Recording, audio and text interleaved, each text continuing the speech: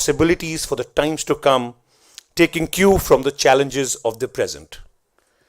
It brings together remarkable speakers from both India and the UAE, giving us direction on subjects as varied as space research, trade and business, to fashion and the creative economy.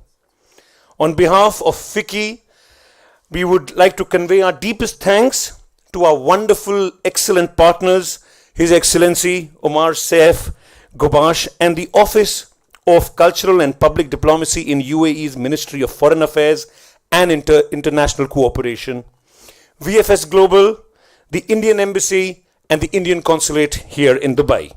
Without your support and mentorship, we wouldn't have been here today.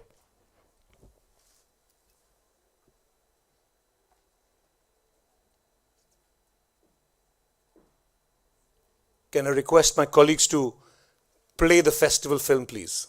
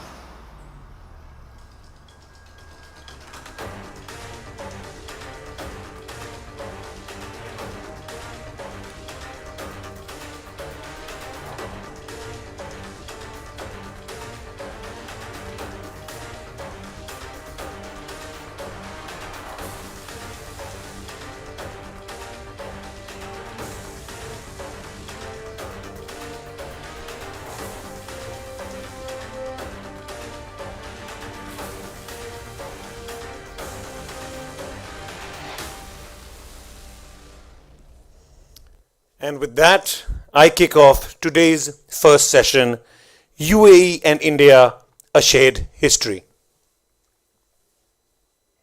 I believe that India and the UAE share strong bonds of friendship based on millennia old religious, cultural, and economic intercourse between the two communities. And I believe that the Dubai Expo is a wonderful example itself of a melting pot where different cultures, different voices come together and make their presence heard. And I believe that this coming together of different cultures could lead to a booming financial and commercial sector, but then also give rise to a flourishing literary, cultural, and entertainment sector. I feel honored and proud that the largest expatriate community in UAE is of us Indians, and I am sure that we'll do great together. And looking forward, I'm assuming that it's going to be a good relationship between both the countries. There are good amount of opportunities in business, whether it's trade, whether it's investment, whether it's startup. I'm sure we'll do great together. UAE and India, a shared history. The United Arab Emirates and India have had a rich and checkered history of strong people-to-people bonds and millennia-old cultural, religious and economic exchange between the two regions. People-to-people contact and barter trade between the two regions have existed for centuries. UAE is home to an Indian expatriate community of more than 1.75 million, the largest expatriate community in the UAE. The relationship further flourished after the accession of His Highness Sheikh Zayed bin Sultan Al Nahyan as the ruler of Abu Dhabi in 1966, and subsequently with the creation of the UAE Federation in 1971.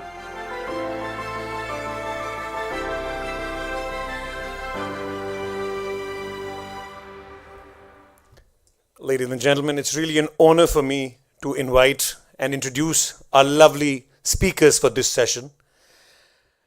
His Excellency Omar Gobash, Assistant Minister for Culture and Public Diplomacy at the UAE Ministry of Foreign Affairs and International Cooperation. His Excellency Omar Saif Gobash was appointed Assistant Minister for Cultural Affairs at the UAE Ministry of Foreign Affairs and International Cooperation in October 2019. He was appointed Ambassador of the United Arab Emirates to France on November 24, 2017, and Ambassador to the Russian Federation in 2008. He began his career in the UAE mission to the United Nations, founded Dubai's first international contemporary art gallery, and sponsors the Saif Gobash Banipal Prize for Arabic Literary Translation. He currently serves as the Deputy Commissioner for the UAE Pavilion at Expo 2020. Ladies and gentlemen, a big round of applause for His Excellency Omar Gobash. Shri Navdeep Singh Suri, Distinguished Fellow at the Observer Research Foundation and Co-Chair of the FICCI National Committee on the Dubai Expo. He's a former diplomat and has served as India's ambassador to UAE and Egypt and as High Commissioner to Australia. Ladies and gentlemen, Navdeep Suri. Sanjoy Roy, Managing Director, Teamwork Arts, India's most pioneering arts and entertainment curator and producer of the iconic Jaipur Literature Festival. Sanjoy Roy. And now if I can request Sanjoy to take over.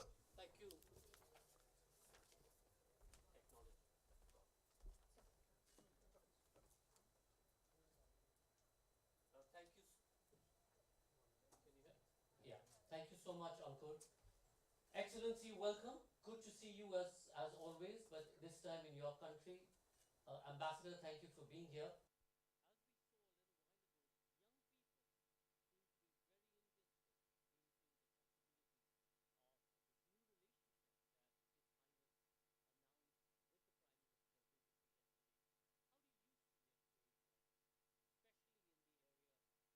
Creative industry and the creative sector.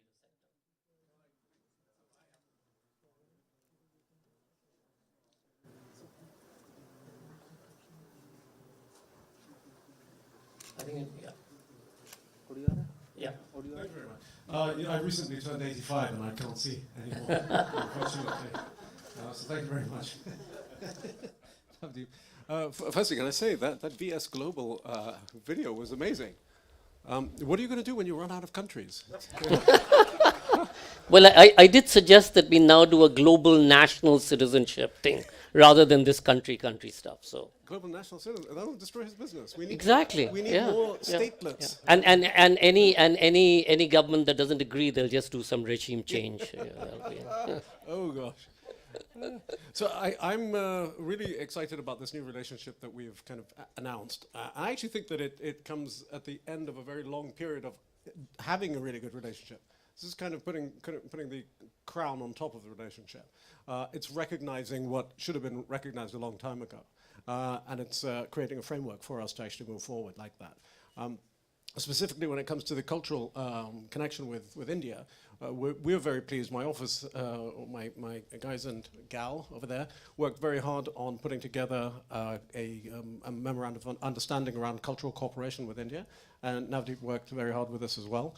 And so we're now that this has been formalized, it allows us to build out an agenda, and we're going to be hopefully working with you, and I think they're just tremendous. It puts India on the map properly here in the Emirates in a way in which it wasn't quite recognized before. Ambassador Siri, you came in at a time where the relationship had already taken off to a large extent, but you set it on a path and there's been no return despite COVID and other issues that have happened. What in your mind has created this new interest between the two countries? Is it geopolitics? Is it an understanding that there's much more to gain from each other? How do you see it, and how do you see this sort of interim that COVID brought into this particular relationship? So I think, it was a bit of a cliche to say that our countries were very close together. That the fact that the Indian community here is such a wonderful bridge between the two countries. But the reality was also that the political relationship between the governments of our countries had somewhere slipped behind the reality of what the relationship should have been. I could go into details of that, but without going into the reasons, the fact was that from 1981 to 2015, no Indian Prime Minister visited this country. But post 2015, Prime Minister Modi has come 3 times. He's had the virtual summit day before yesterday. There's talk in the air of a possible 4th visit. His Highness Sheikh Mohammed bin Zayed went in 2016, was the chief guest at our Republic Day in 2017. And this momentum that the leadership of the two countries has given to the relationship has actually now, even in systems as dense and opaque as ours, it has managed to trickle down to levels where things actually start happening. And we're beginning to see that happen in areas from energy security to trade and e-commerce to the Indian community's own activities. So what changed to bring about this new understanding? I think a belated recognition in India that UAE had changed, particularly post 9/11 and the Arab Spring. The recognition that our own default setting, that UAE was perhaps a country that was more sympathetic to a neighbor of ours, was outdated. And it took us a while to understand how much the degree of change that had happened. So when Prime Minister Modi came in 2015, it was like the fruit was ripe, the timing was perfect, and the kind of relationship and personal chemistry that exists between Prime Minister Modi and His Highness Sheikh Mohammed bin Zayed. I've been privileged to see it up close firsthand on 3 different occasions, and I can tell you that it is real. But on your other point, Sanjay, about culture, more broadly speaking. So if I feel that, having served here as ambassador, that the relationship on the political side has caught up with potential, on the economic side, it is moving rapidly. Trade certainly is where it should be and will continue to grow. Investments will continue to grow. But even now, the area where we lag is culture. And this might sound a bit anachronistic, but the reason is much of the Indian cultural activity that we see in UAE, in Dubai particularly, is aimed at the Indian community. There simply isn't enough of a cross-cultural connect. And I think that we collectively have a responsibility to fix this. I worry that the kind of kinship, affinity that existed between people of my vintage and older is beginning to dissipate in the younger generation. I worry that our young people, both in India and in UAE, are looking at the West rather than looking at each other. And we need to get creative, innovative about how do we get them to converse with each other? Excellency, Ambassador Suri talked about collective responsibility. We've seen in the past that the understanding of what he said, culture between the two people, was between the labor population that was from India and the neighborhood into UAE. So much of the local people sort of, kept a distance. But today, above and beyond Bollywood, which was the other big traction between the UAE and India, we are seeing a much more refined understanding of both each other's cultures. But like Ambassador Suri said, what in our collective responsibility, crystal gazing into the future, do you feel are the 3 or 4 steps that we need to take collectively to make this bridge of understanding between the local Emirati and the expat population, and of course between UAE and India? Well, I'm still answering the question you asked Navdeep. So. You can do that too. I was just thinking also myself, why is it that we have this relationship with India now? What is it that changed in terms of the perspective of leadership? And I think it's just a realization that we were locked into a certain set of relationships that were already being pushed to the limit, and it became a question of, wait a second, we have things right here under our noses that we haven't actually investigated for potential, and so the relationship with India is one, and another one, of course, is Israel. And these 2 new relationships essentially will, I think, turbocharge the Emirates forward. And it'll allow us to have a much greater say on the direction of the Middle East, hopefully. So that's kind of exciting. I'm really pleased that the economic ties are really developing, and there's going to be huge amounts of trade. And I'm going to propose, in the name of culture, that we put a 15% culture tax on all imports and exports, and then we play. Yeah? The Brazil model is 1%, but even that has propelled the culture into a whole new area. So forget the 50%. I know everybody in the room will protest, and we'll get nowhere because they'll say culture. What's that? 1% tax is pretty good, and you can start with that. Yes, boss. See, we have some very, very interesting people already in the room who've taken over the world. So they'll be happy to sort of propel that. But seriously, going forward, what are the 2 or 3 things? And we've been having a number of conversations in this area, but how do you envision it sort of 30 years down the line? One of the things we need to do is really map out what's already there. And I often think that we have tremendous resources, we're just not aware of them. And once we do become aware of them, then we can connect the dots. So, for example, I was in Ras Al Khaimah last night and this morning, doing a talk with a bunch of advanced materials scientists. And it was a very odd thing for me to be doing. But I discovered that Ras Al Khaimah has actually built a scientific center for advanced materials in Bangalore. And there is this direct connection between the government of Ras Al Khaimah and the scientific community. There were 2 Nobel Prize winners there last night, and I thought, wait a second, but this nobody knows about this, yeah? And because we in my office, we also have a science and technology unit where we try to we try to build ties with scientific communities around the world and help feed into our national programs. I then discovered by chance that here is a relationship that already exists and is open for us to explore. There are Indian students who are working at this center. So that's the kind of thing that I'd like to do, rather than say, okay, well now we've got to go and find a massive project to spend tons of money on.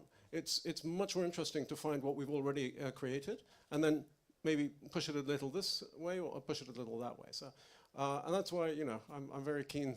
Navdeep has been amazing, bringing me to the Jaipur Literary Festival, and we get to speak about these things. So again, low-cost approach and looking for big impact.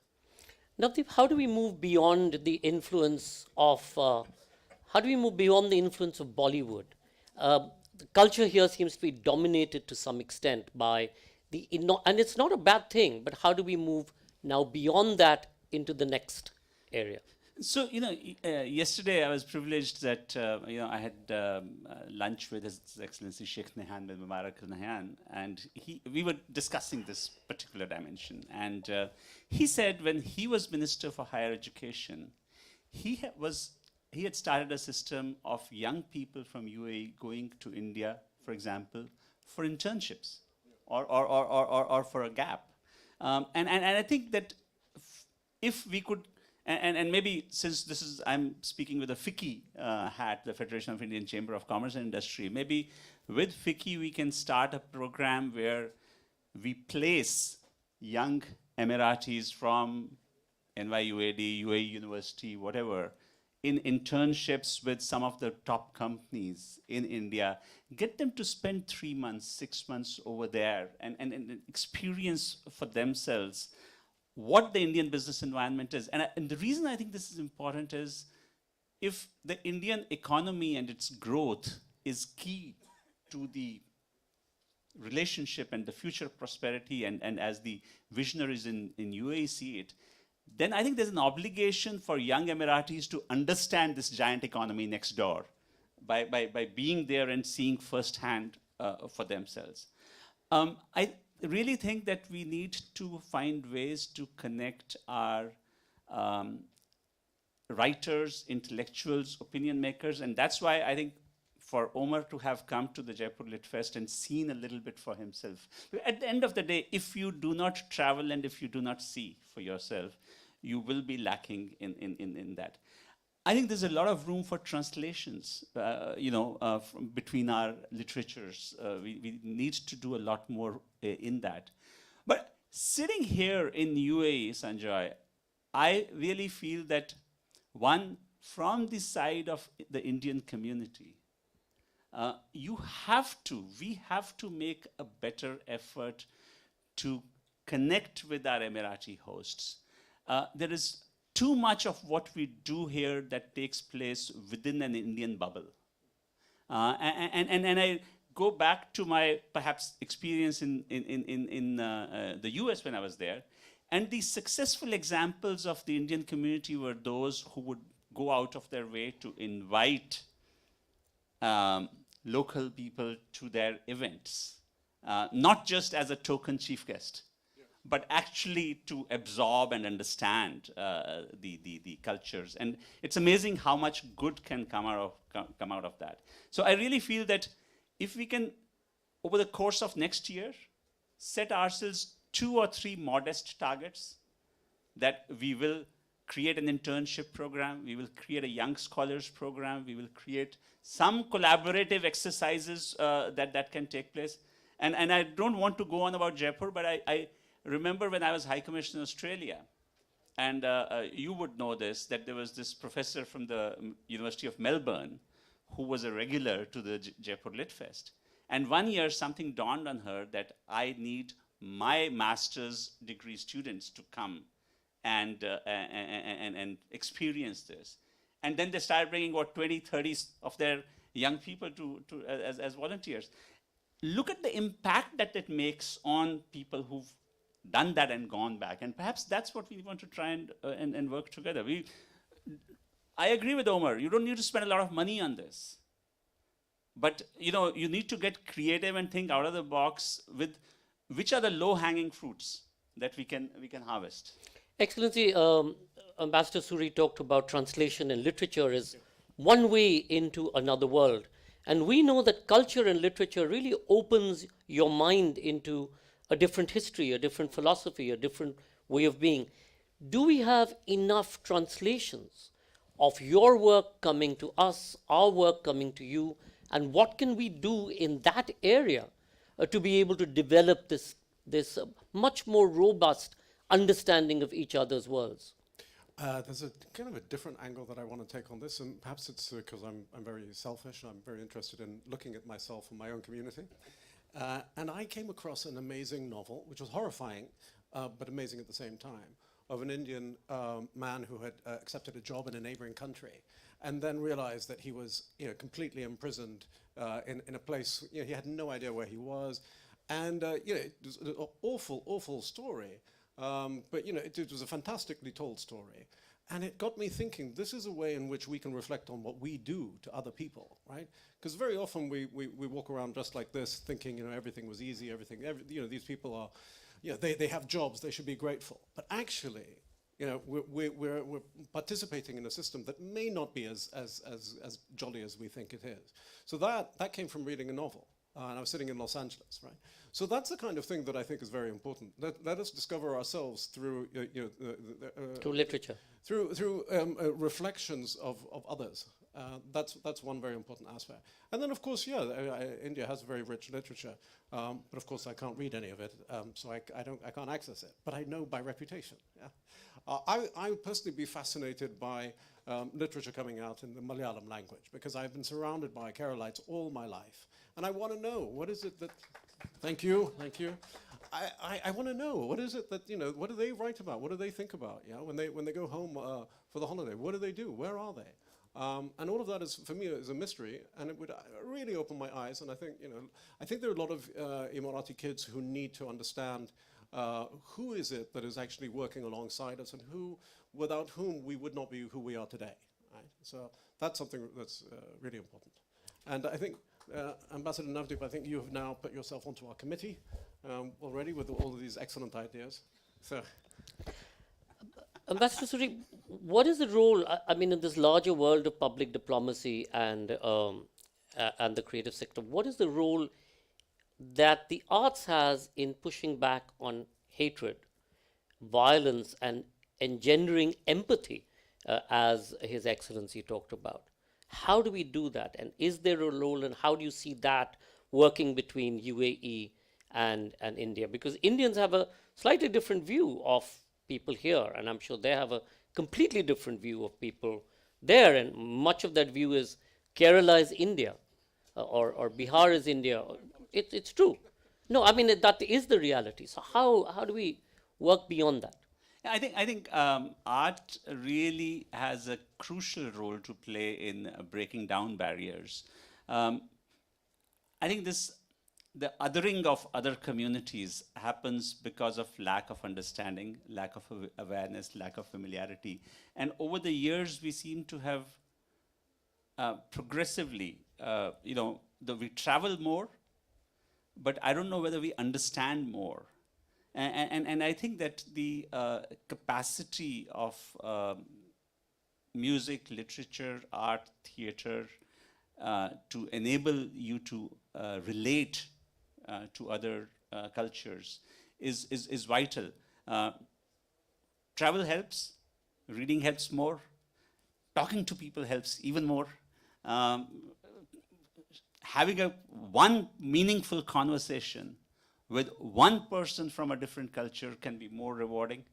And I think the challenge then really is to create those opportunities, to create those platforms where you can be, whether it is us as FICCI or as Government of India, as embassy or as consulate, his office as Public Diplomacy and Cultural Affairs, or yours as a Jaipur Literature Festival.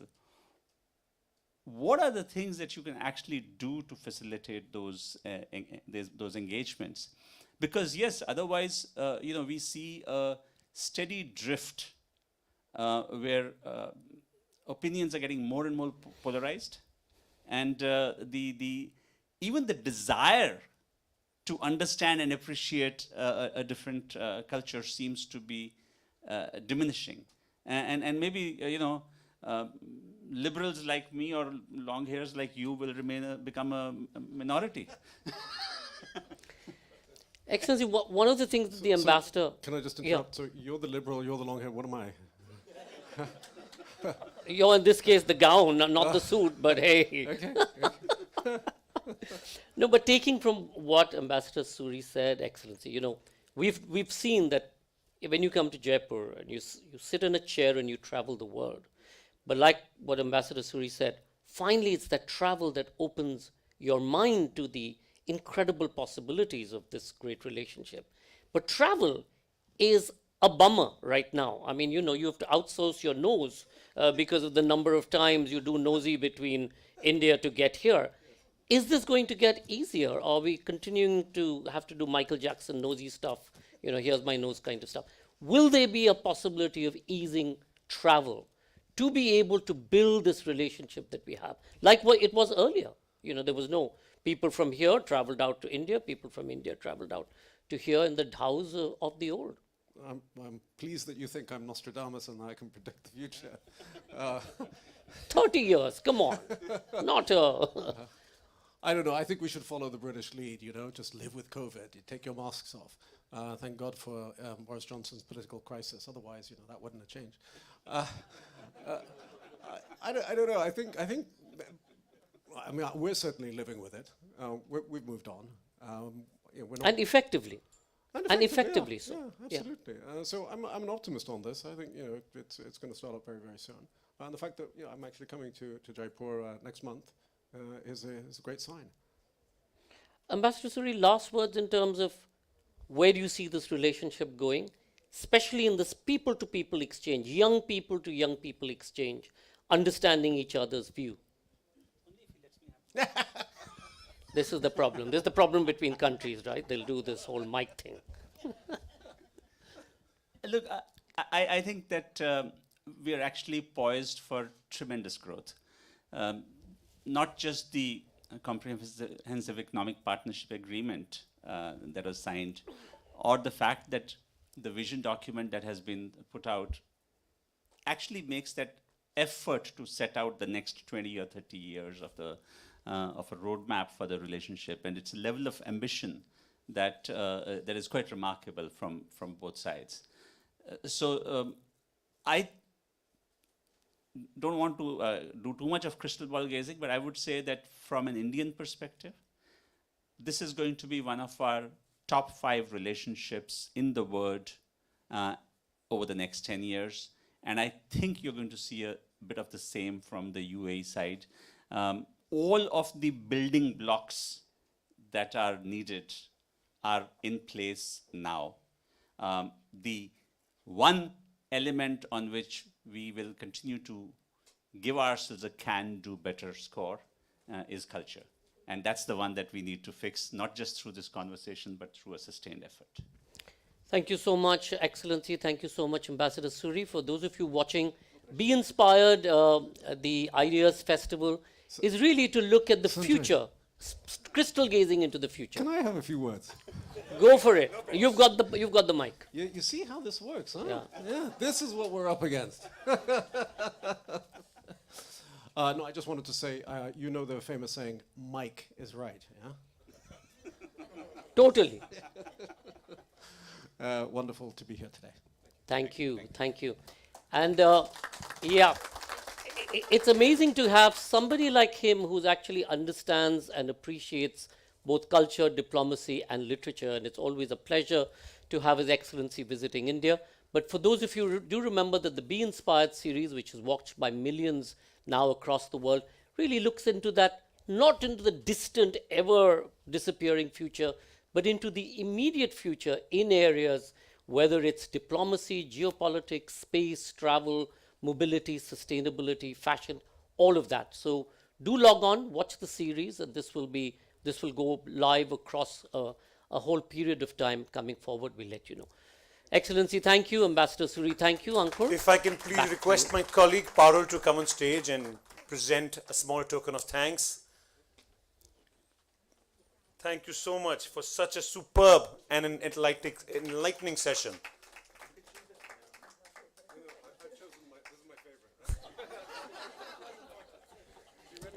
Thank you, ladies and gentlemen. The festival has just started. We will begin in the next 10 minutes. So please, yes, you can take a loo break, have a glass of water. See you back in 10 minutes right here. Thank you. Thank you. I thought it's less than 10 minutes now.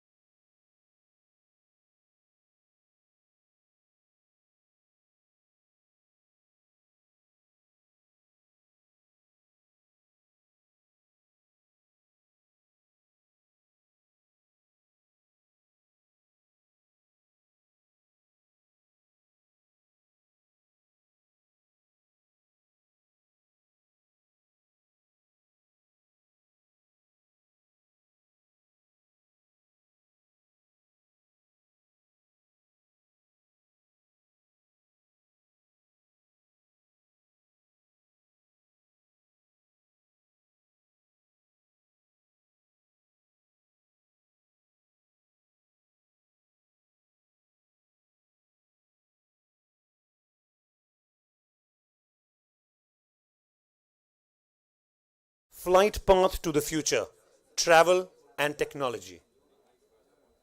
I see the future of travel fully technology based, with already moving from paper to e tickets and barcode check ins. You would gradually progress to a smooth technology based immigration and probably a one unique ID with all your travel details. I believe technology plays a major role in defining the future of travel, and I'm sure in the coming years, one can travel anywhere in no time and in just a few clicks. Flight paths to the future, travel and technology. Imagine a world where you can leave home for the airport and engage in a seamless and contactless experience until you reach your boarding gate. It's a reality that will change the face of travel around the world. Companies have developed seamless travel solutions that change every stage of the airport experience. From checking in, dropping off bags, customs checks, and boarding flights. In a similar innovative move for the future, India will refresh existing passport facilities and systems and develop new solutions to enable the issuance of e-passports and further enhance the citizen experience using biometrics, artificial intelligence, advanced data analytics, chatbots, auto response, natural language processing, and the cloud. What lies ahead in the future of travel with cutting edge technologies making the experience seamless, a need of the hour in the current scenario? Our panel has some interesting answers.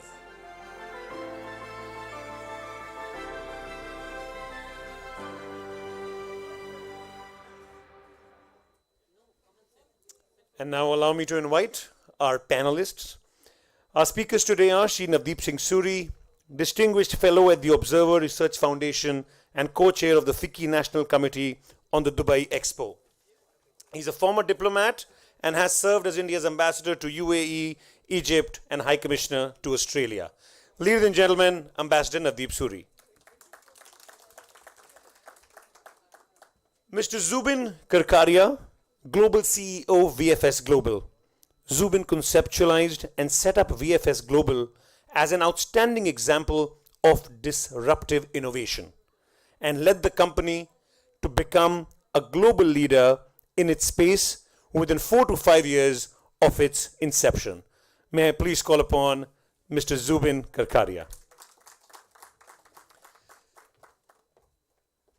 This session, ladies and gentlemen, will be moderated by Ms. Charul Chaturvedi Jetli. Charul is a serial entrepreneur and an unwavering optimist. She co-founded Matiti Group with a vision to enable organizations across their people, technology, finance, and sustainability agendas. An accomplished senior HR leader with extensive experience across geographies and a stint at Caribbean Islands. Charul is currently on a mission to plant millions of trees around the world through CSR and ESG initiatives with a focus on India leveraging blockchain and AI to create a special planting experience to the individual owners, offering access to every tree virtually and ability to monitor its growth and CO2 impact on a real-time basis. In fact, if you see on your tables, there is that barcode, and VFS has very nicely agreed to plant these trees in your name. So you just use that barcode, fill in your details, and VFS will be planting a tree in your name. Can I please request Charul to come on stage? The stage is all yours.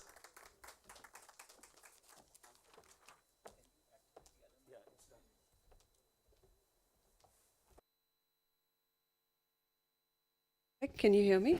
Yeah, okay, great. Thank you so much. It's a pleasure sharing the stage with you, Ambassador Suri and Mr. Karkaria. I think the topic today is something which relates to all of us. I mean, wouldn't we all, after pandemic, want to hop onto the next flight and get to wherever we want to get to? I would definitely, right? And really, the synopsis of our topic today is, after these frequent disruption, extended lockdowns, the world is on the move again, right? So as per, the leadership like yourself, managing government affairs, managing international travel for, people like you and me, what is the path ahead to regain pre-pandemic momentum? So let's start with you, Master Suri. I think it works at 2-3 different levels. The governments have to progressively roll back on the restrictive frameworks that had been put into place to deal with the pandemic. Need a sense once again that travel is normal. Yes. It is not extraordinary. And the inconveniences that have been associated with international travel in particular over the last 2 years go back to a semblance of a return to normal. Because what we have seen in the absence of that is a lot more domestic travel and a lot less international travel taking place. Sure. And so I think, between the healthcare authorities in respective countries, the airport, immigration, all of that, you need to bring travel back to normal. I will come back to the definition of normal maybe in a bit. But Mr. Kakaria, what are your thoughts? I think, sorry. I think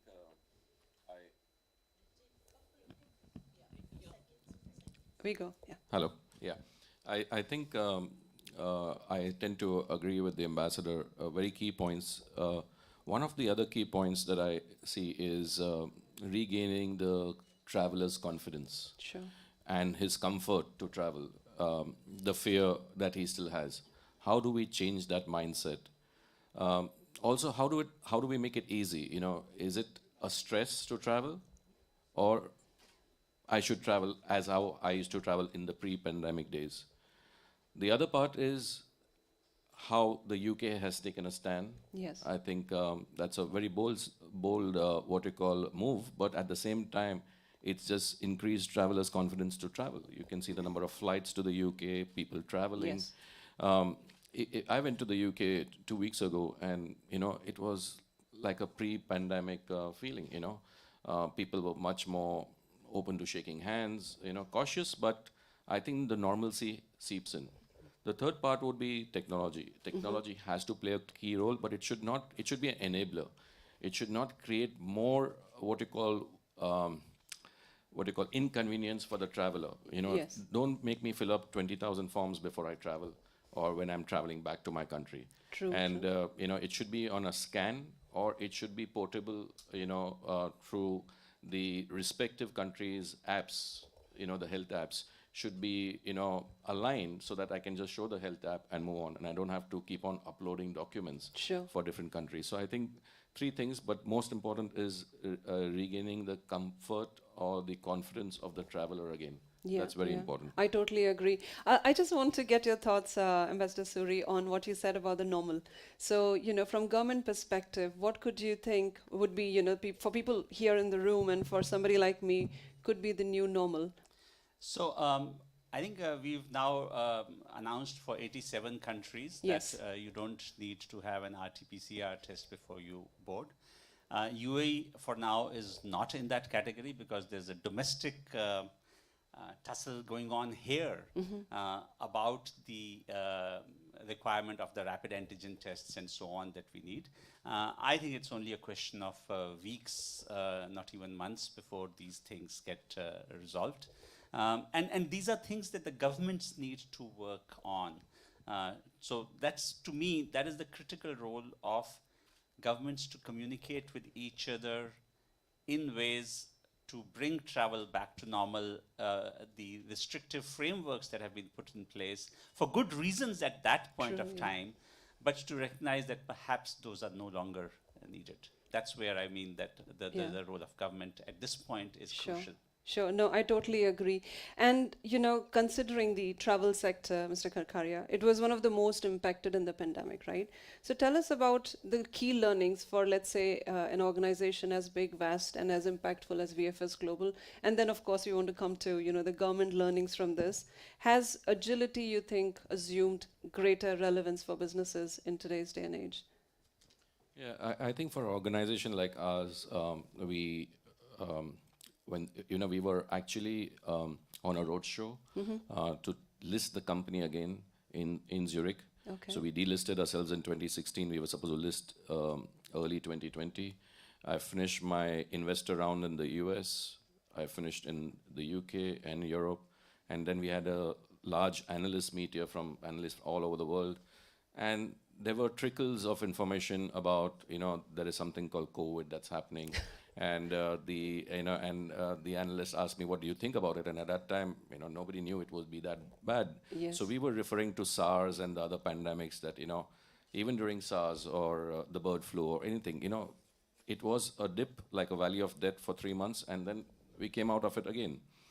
But coming April or May, everybody was really shocked with the impact and the disruption it caused, especially because it was very unprecedented. Nobody knew how to deal with it, how to tackle with it. It was the first time. And just the fear, it just, I would say everything was just immediately stopped. Flights, True. Hotels were, finding cancellations throughout the season, and it was right in the middle of the season.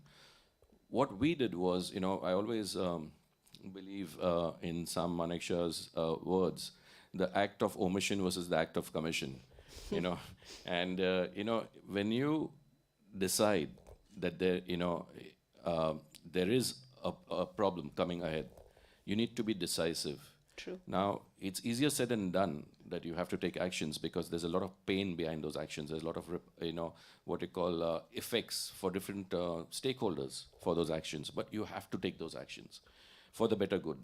So we had, 3,400 visa application centers worldwide. We had to shut down almost 3,200 in 3 months.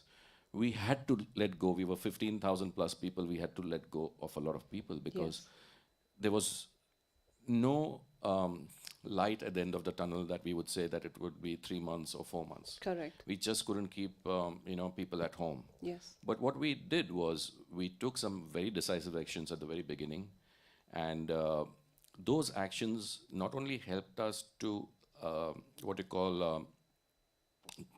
control the cost or keep our nose above the water, but we started investing back into what would be the new future of travel. Correct. We started investing in technology.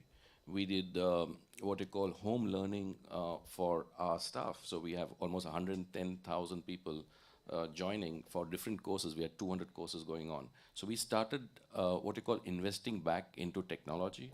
We started visiting how will this pandemic create new travel versions, and how will we be the part of the chain, and how do we keep our staff which are sitting at home, over 10,000 people sitting at home, how do we keep them motivated and engaged with the company? Yes. So we took some immediate steps. Yeah.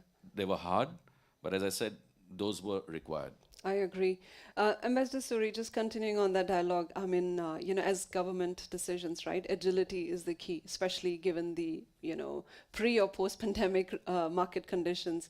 And to what Mr. Karkaria said about, leaders have to sometimes take the decisions, which is not appreciated by, let's say, the masses and people here, including me.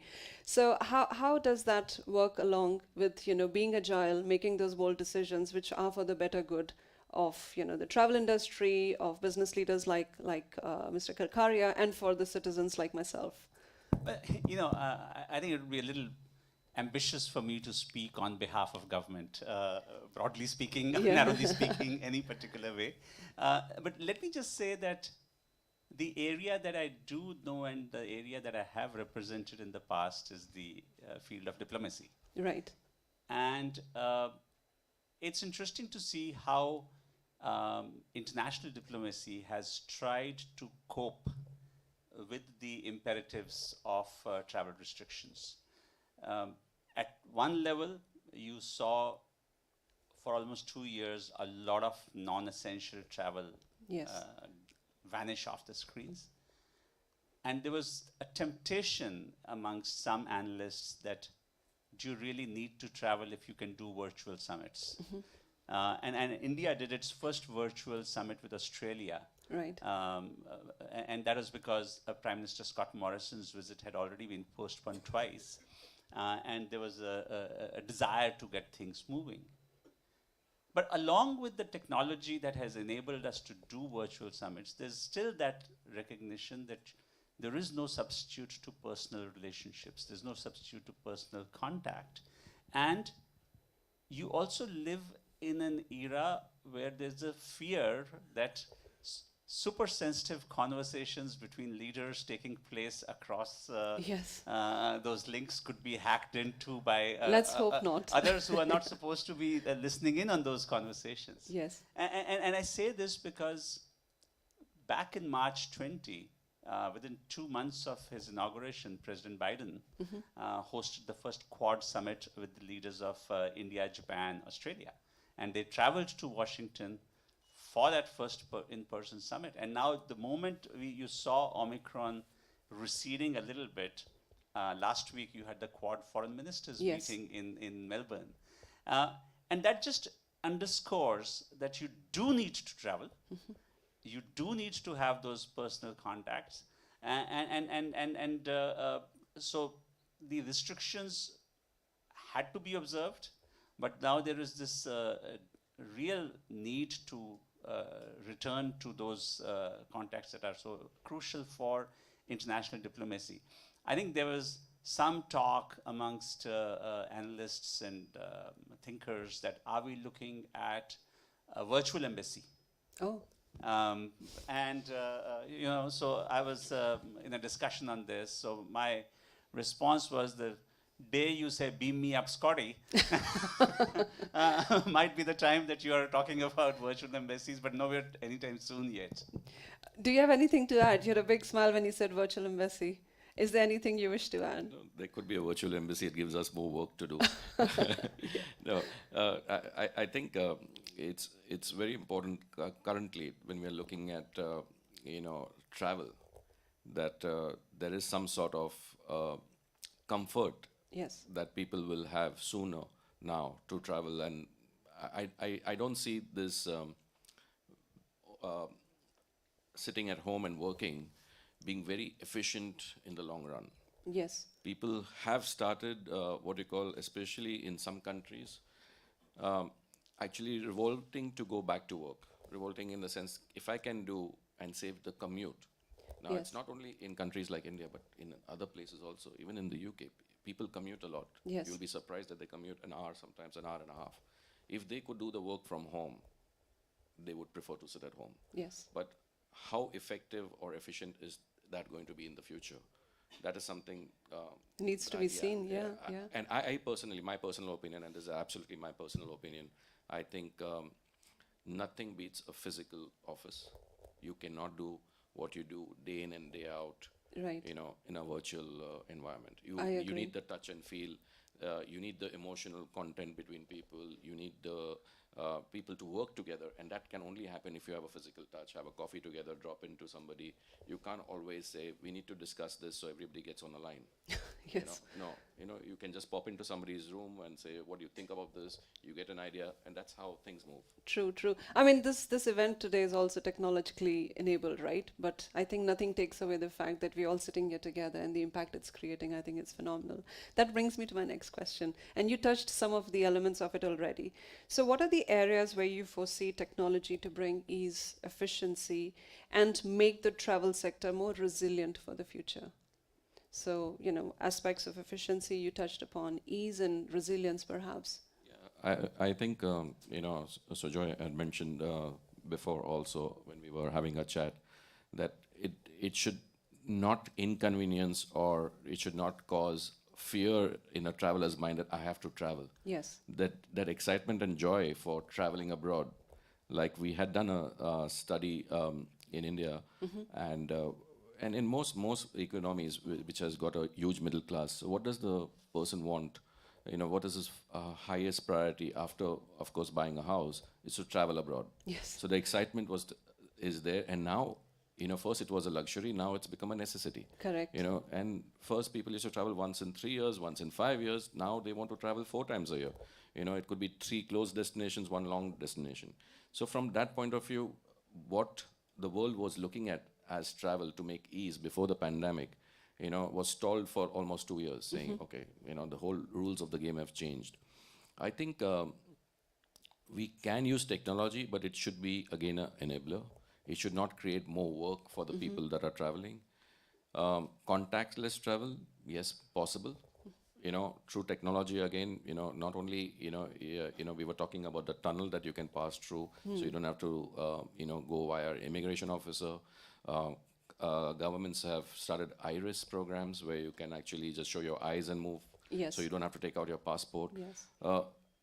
I think, from the time that you book your journey, um, if you can do your visa online, okay, there is a catch over there. How do you do your biometrics? So that's something that we need to figure out. But if you can do all the steps online and then till your hotel already has the advance information. So you get on the aircraft, you're using your phone, and you can use the same barcode, Right. to actually check into your room.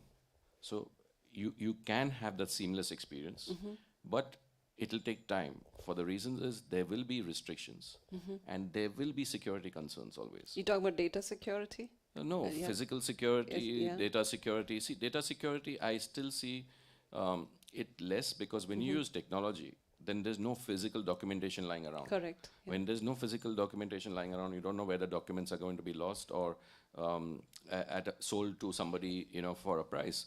But when it's technology enabled, and if you have the security measures and the parameters in place, then I would say there's less chances of data security than to have physical documentation roaming around. Sure. So there is possibilities, but there will always be, I would say security will take paramount over everything else. Yeah, yeah. No, I totally agree. I think technology as an enabler is what we're looking forward to. Ambassador Suri, your thoughts on technology enabling travel from resilience and efficiency perspective?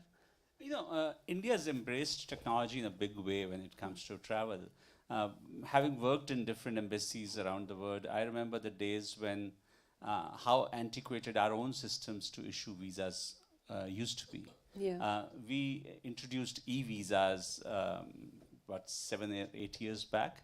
And it was a blessing for us because it reduced the workload of a diplomatic mission, but more important, it reduced the harassment that or inconvenience that a traveler had to face with the delays of systems. Today, we pretty much assure that in 72 hours of your online application, you will get an e-visa from approval, and all you need to do is print that out and carry that with you. And that facility is now available across, 130, 140 countries, something like that. That's an example. So if you are in London today and you want to travel to India, you don't need to go to the Indian High Commission to apply for a visa. You do get it by email in your inbox. The second thing that we've seen, again, as an enabler or a facilitator is on passports. Right. The fact that Government of India took the decision to outsource passport services to TCS meant that we finally had integrated systems. So today, you can actually, in our embassy in Abu Dhabi, in our consulate in Dubai, print out and issue a new passport to somebody who needs it, or renewal of a passport in less than 48 hours. I agree, yeah. Yeah, and people find it hard to believe, the old timers, because they remember the bad old days of how long it used to take to get a passport service. It's cruel. Now it's so much more easier. Yes. It is. Yes. It is. And that in turn then makes it easier for people to to travel. Yes. So I guess if you can make travel documents less painful to issue and to update and to revise, then it certainly helps. Right. The OCI card was again an innovation from an Indian perspective, a Government of India perspective, that if you are a dual, since we don't allow dual citizenship, if you have of Indian origin but have a foreign passport, then you get an OCI card, and for the rest of your life, you don't need a visa to travel back home to India. Yes. So these are just 3 examples that I give, and along with that, the fact that the government belatedly perhaps, but realized that even when it comes to issuing visas, one is you can only do e-visas for certain categories. There's still a heck of a lot of visas that need to be processed. True.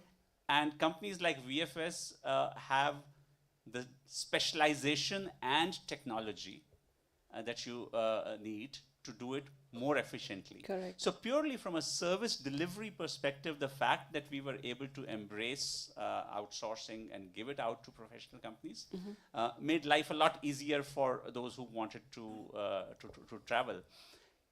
It had an unintended benefit. We live in days where security, physical security is a concern, and you actually do not want crowds milling around your embassy or consulate Yes. offices. And again, so you get this unintended security benefit from the fact that you can have another system do your processing rather than do it in-house. True, true, true. I have to say this, Ambassador Suri, it looks like you're reading my mind. You've almost answered my next question.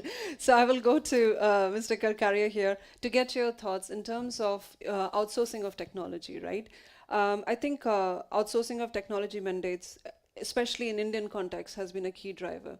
So what is your thoughts around how it's enabling this transformation in terms of, current travel and technology trends?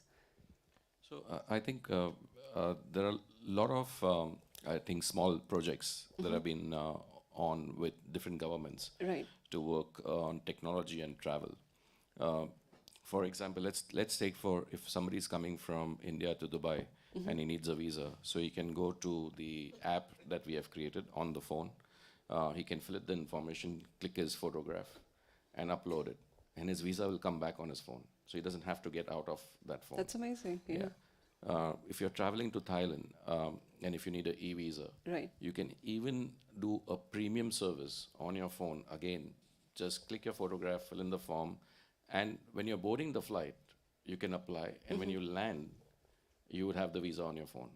So there are a lot of technology innovations that we have done with different governments. Yes. Where, but again, it's different governments for different routes between high risk and low risk countries. So that's how they differentiate. Where they require physical documentation for security reasons, they would ask. And again, as Ambassador Suri said, it will be categories. It won't be for all categories. It will be for certain categories with a limited validity. True. So I think those are 2 or 3 initiatives that we have done. Apart from that, even today when you're applying online and if you need assistance, you could have a chat box that gives you assistance to fill up your form, or it could be a person on the other side, who can assist you to fill up the form. So you don't have to worry about, will I be able to do this even if it is online? So supporting the technology is very important. Yes. Especially when you're applying for a visa, you don't want to make a mistake.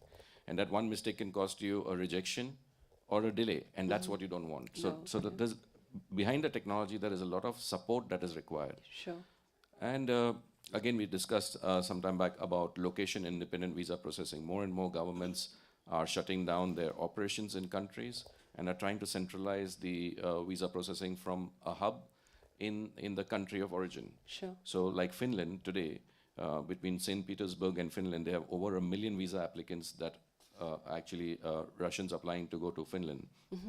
So I would say around 7 or 8 years ago, we started a hub with the Finnish government in Kouvola, where there would be a huge secured room with visa officers who would approve visas. And we would actually scan all the documentation in Russia, for a person who's applying online through a secured encrypted network to Kouvola.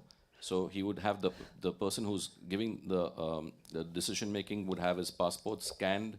He could see in the Blu-ray, infrared, and a press of a button. If he approves, the sticker is printed back in Russia. You just have to stick it on the passport. Sorry to interrupt. It sounds like a 007 project to me. No, what I'm saying is there is a lot of advancement in technology gone to make reduce costs. You reduce the risk of tampering, or you reduce also the risk of the local what you call issues that you may have when you're operating. So you reduce costs, you improve efficiency, and very, very important is also it becomes more secure. That the person who is giving the visa has no idea of who the other person who's applying. So there's no physical touch. So this is the integrity of the process is completely maintained. I think it's very important to understand in the visa or passport processing, it looks simple, but there's a lot of compliance, governance, security that goes behind this whole process. And that's very, very critical to this whole system. And that's why we have you to thank for with all the technology and making the ease. Because I remember, I mean, if I spoke to my mother or my father about visa application, it's a nightmarish experience in their time and age, right? For us, it's been much more smoother, and I'm sure for generations to come with leadership like yourself, it's going to be a cakewalk. Or so I hope. So my next question is around, everything that has happened in the last couple of years, let's say. There's been a lot of impact on talk about health for right reasons, right? So for health considerations and focus on prioritizing safe travel, right? They expected to make international travel more sustainable. I'm sure you'll agree. So how is the industry shaping up to deal with this changing customer expectations? I'm happy for either of you to Yeah, let me just take a stab at this in terms of what government has tried to do Sure. on the healthcare side.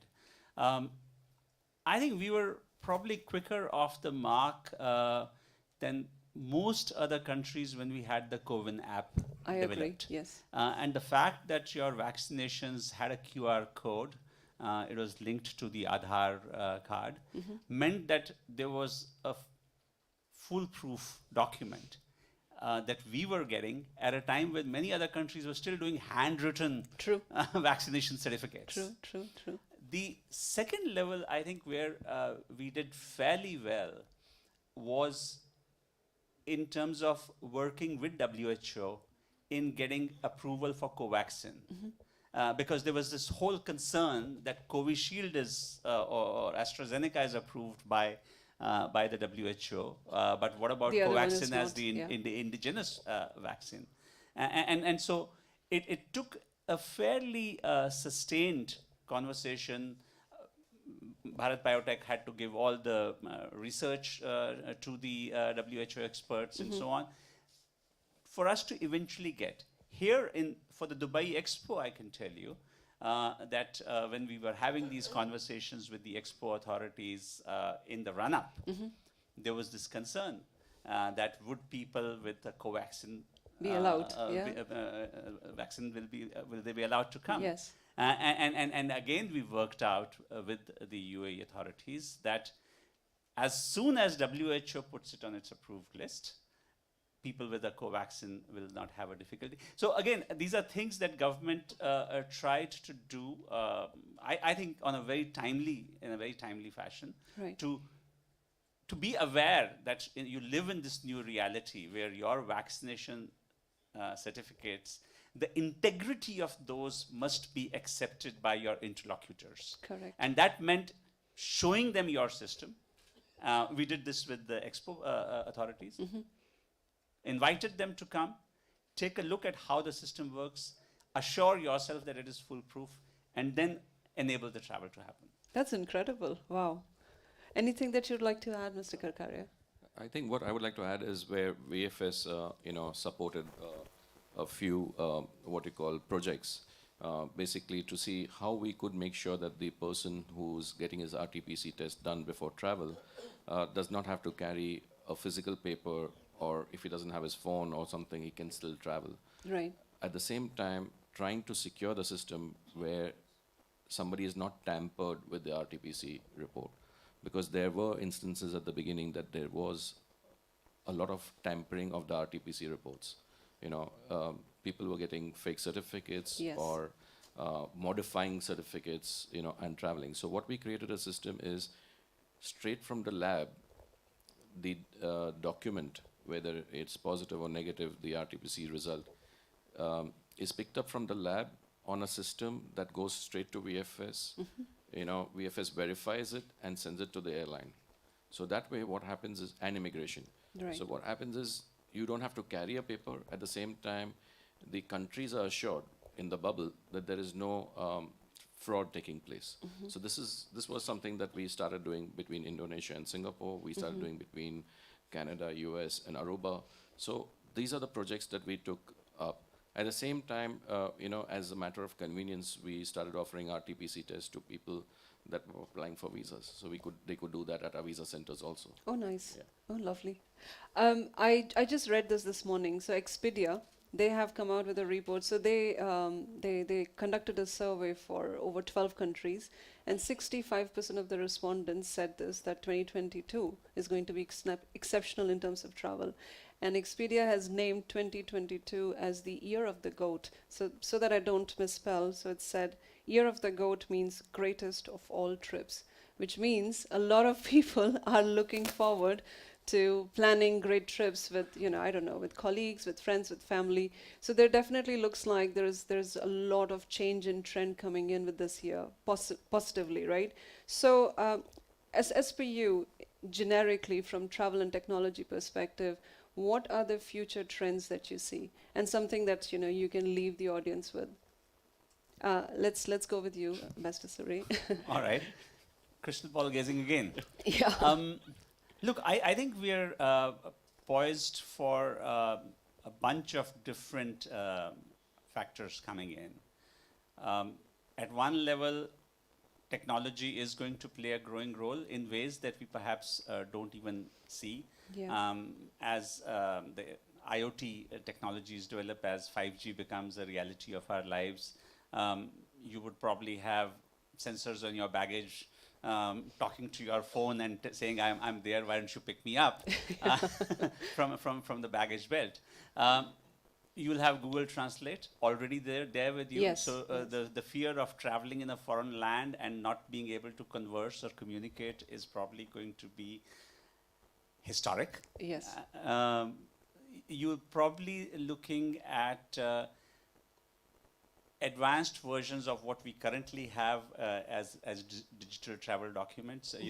I certainly envisage that as governments start collaborating on this. Already today, the airlines have something called the Advanced Passenger Yes. Information, Yes. right? API. Yes. So the next step is, all your information is already known to the airline. It's already known to the immigration officer. It's already known. Yes. So what are you waiting for? Yes. But I think a key trend that I see, and we haven't spoken about that, is greater awareness of sustainability in travel. And I think we should be mindful of that. I'm always, today when you take Emirates, for example, they'll tell you what your COT footprint is going to be by virtue of that journey you're taking. But beyond that, discriminating travelers are going to pick destinations that are sustainable. Yes. Or that leave a lower carbon footprint. Ecological tourism is probably going to be more important.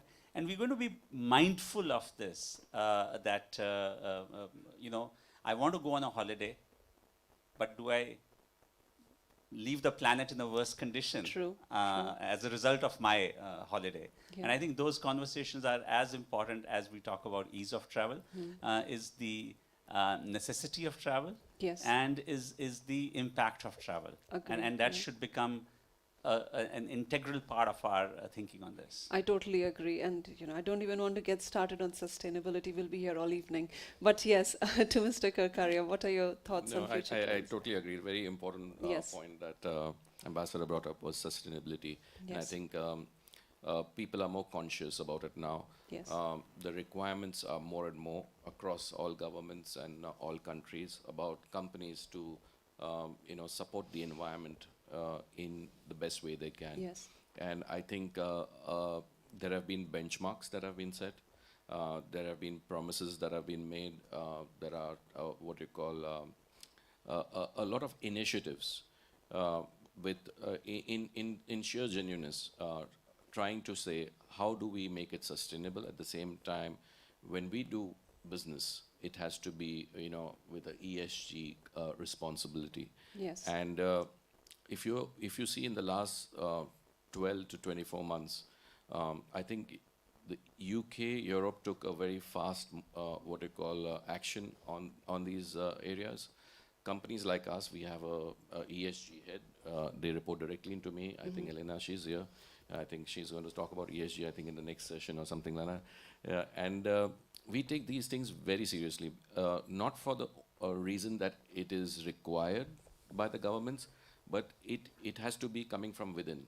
So it's not only the CEO who decides, but everybody from the visa center, wherever it is, whether it's in Angola or whether it's in Kyiv in Ukraine or whether it's in the US, Right. the people from the visa centers, they should know how they're going to support in the carbon footprint targets that we have set. They should be able to know how we are going to manage the what we call 3 KPIs that we have Yes. set to arrive at environmental and governance side.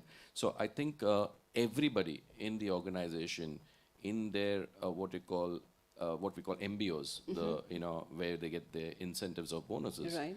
they have a 7.5% equivalent to that for ESG. That's wonderful. And to achieve Yeah. the target. So it's not only me who has a ESG target, but everybody in the organization. At the end of the year, they would lose 7.5% of their bonus or incentive if they have not achieved the ESG target that is set for that city, that country, and for that visa center. That's incredible. Like cascaded all the way. Yeah, yeah. It has to be Beautiful. because you cannot, start giving targets at the top. And we have seen some reports last year and this year that large companies who set targets were not sustainable or were not achieving them. We Yes. don't want to be one of those. We want to make sure that we take the right targets which are measurable, which are implementable, Right. but across everybody, from top to bottom, they should have the control to be able to do this. Great, great. I mean, with everything that you've shared, I'm sure that travel and tourism in the years to come looks very promising. I'm hoping to get on a plane myself soon. Any closing remarks from you, Mr. Suri? Well, I think we've been through a truly surreal period over the last 2 years. Yes. But it had its silver linings. When travel stopped, the air became cleaner. And I think it's important to find that golden mean, Yes. where we remain respectful for the environment. We saw the impact with our own eyes when Absolutely. we stopped traveling. Yes. Now, I'm not saying you have to stop traveling, but keep in mind that each time you do, there is an impact, and see whether we can choose modes of travel which are less impactful on the environment. I totally agree. Thank you so much. Thank you. Thank you very much.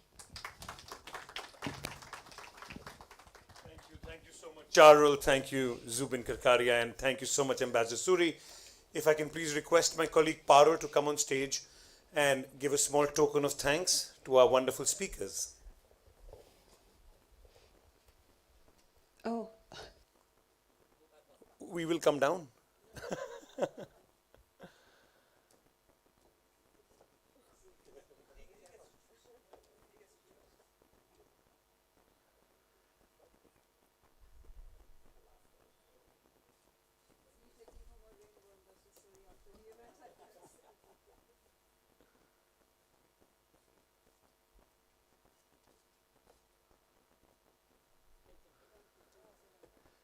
Thank you, Parul. Thank you. And thank you once again, ladies and gentlemen. We hope you enjoyed the session. The third session would be starting at 5 p.m. So please, you can quickly go for a quick loo break, water break, coffee break.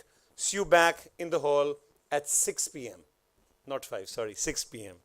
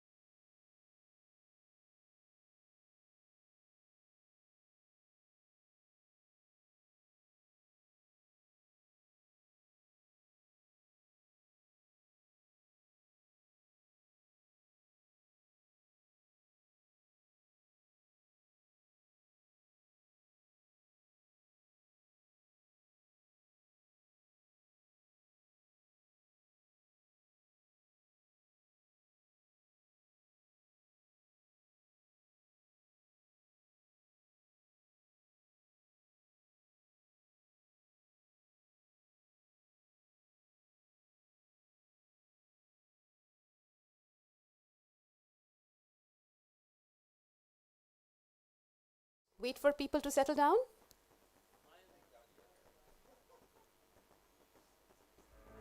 So Dubai has been a hub for business for a very long time, and today the business industries and creative economy completely go hand in hand. People are engaging with content on their phones, on their laptops, on their TVs all the time, and businesses are using these platforms to creatively put themselves out there. So the creative industries is no more just about a performance here or an art gallery there. It's intertwined within all aspects of our economy. And as Dubai is such a big hub for trade and exchange of ideas and business, there's no doubt that the creative industry in Dubai, just going hand in hand with that itself, will expand and explode by 2025. So I feel that the creative industries have become a very important part of the economy in general, especially with the growing digitization. What has happened is young people and artists have gotten a platform to express their art form, and it has been seen not just as entertainment, but it has given them an opportunity to earn money for this particular talent that they hold, that they have, which in turn has created plethora of jobs out of this entire industry, such as influencers. People are creating content, they feel free to create content in any form, and it is accepted, and not just accepted but is monetized. Creative economy, the sunshine sector. As career goals go through a paradigm shift, more and more people are turning their ideas and imaginations into livelihoods. The creative economy is one of the world's most rapidly growing sectors, contributing 3% of the global GDP. Creativity is also a renewable, sustainable, limitless resource that we can find anywhere around the world. As we face climate crisis and the pandemic, its potential to drive a human-centric, inclusive development has never been more relevant. In that sense, creativity is the industry of tomorrow. The year 2021 was declared the International Year of Creative Economy for Sustainable Development at the 74th United Nations General Assembly. Our speakers shed light on the future of this sunshine sector.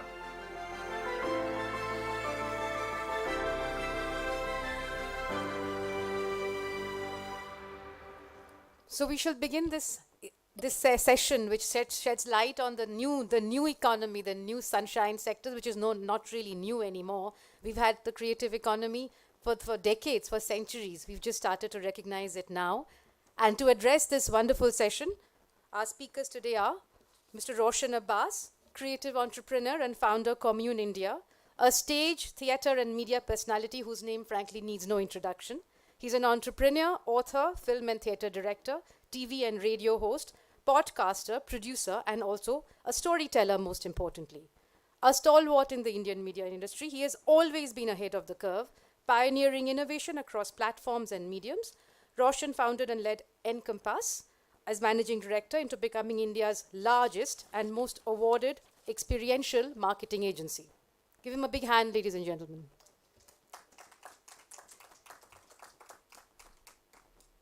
Next speaker for this is Mette Den Christensen. She's the director of the Dubai Design Week, which is one of UAE's go-to events for eye-catching, inventive, and at times opulent creations, and covers both architecture and design and actually much more. Mette, please come to the stage and give her a big hand. Finally, I'm delighted to introduce our speaker, Mr. Hans Franken, the Abu Dhabi Film and Television Commissioner. He joined the Abu Dhabi Film Commission in June 2020, following a 25-year global career in film distribution, co-production, and financing. As the Abu Dhabi Film Commissioner, Hans is responsible for developing a world-class production center and a friendly film community in Abu Dhabi, capable of supporting productions from around the world. A big hand, please. We shall get more people soon to fill the seats, don't worry. And finally, moderating this very esteemed panel is none other than Mr. Sanjoy K. Roy. And you don't need to. I'm not to introduce him anymore because you've heard him speak many times since the afternoon. Let's start the session. Thank you all. Thank you so much, Arundhati, and really welcome to all of you. Delighted to have you on this panel. Welcome to our viewers out there. The creative economy the world over is really the new sunshine sector. If you look at the United Kingdom's 11.8% of their GDP is the creative economy. And it basically accounts for more contribution than the financial and the oil and gas sector put together. In India, I was asking Ambassador Navdeep Suri to calculate that it's roughly 330,000 crores is what the contribution is, and there are over 400 million people involved in the sector or the ecosystem. One of the things that we need to talk about today, given the new announcement of the new relationship or the new upgrading of the relationship between India and UAE, is how we can look at leveraging both the strengths and the opportunities between the UAE and in India. So, Mete, I'm going to start with you first, and you run the Dubai Design Week, which is everything outside of fashion, and love to know how you see the creative economy in a place like Dubai. Dubai is known for its bling, it's not necessarily known for its design, but in recent times we're seeing even more incredible architecture, incredible design forms coming out, lots of young people coming in here because it's slowly growing into a hub for design. So tell us a little bit about that. Yeah, you just have to wait for a few seconds and it'll be on. Okay, yes. Hi, thank you for having me, first of all. I think you said it really well in terms of the reputation that the UAE or the Middle East, frankly, can have when it comes to design and creativity.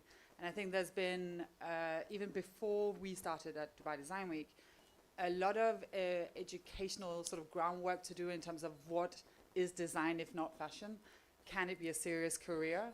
And how do we put that across to the different generations so that not only for trade purposes, but also looking at the educational landscape to take job opportunities seriously, which leads to obviously more schools, more museums, more internships, and hence more commercial activity across the board. So what we always strive to do is look at the 360 ecosystem within the creative field.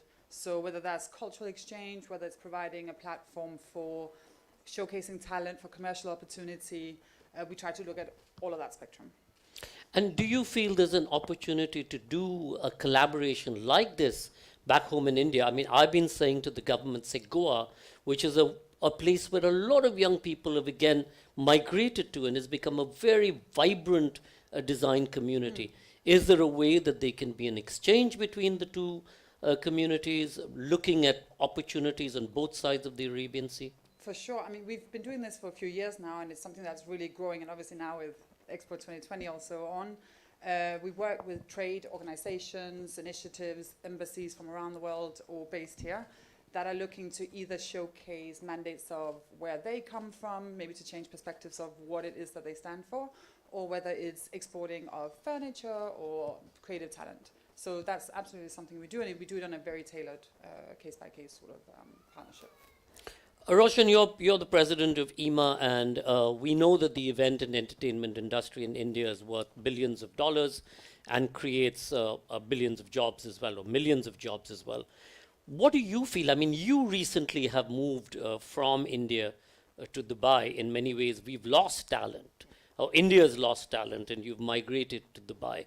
Tell us a little bit about what motivated you to do that, and how do you see the opening up of this creative industry sector here in the UAE, and therefore now wearing both your hats, what opportunities do you see that you can build on between the UAE and India? Thank you, Sanjoy. Actually, just to clarify a fact which everyone keeps asking me, I now believe that creators can just be global gypsies. We really don't need to be at any one place. The one thing that we learned in the last 2 years was give us an internet connection and give us a decent enough device, and you're with people everywhere. So I'm currently running 7 creative enterprises, 3 here, 4 in India, and I'm absolutely fine doing it from any of the 2 places. I find that what's really happened is that the pandemic was the best chief transformation officer anybody could get. It suddenly just entered our lives and said, you've got to do things differently, and everybody had to do them really differently. And I mean, and to creators, it brought a sense of discipline, because when you were you could be sitting in a hub like this and having a chat and saying, I've come up with a thought, but now you had to sort of structure it and put it down and get people together, collaborating tools of creation started coming up, and now the number of tools that are available. I mean, if you go on and say community building tools from Mighty Network to Circle, payment tools that have been created, distribution tools.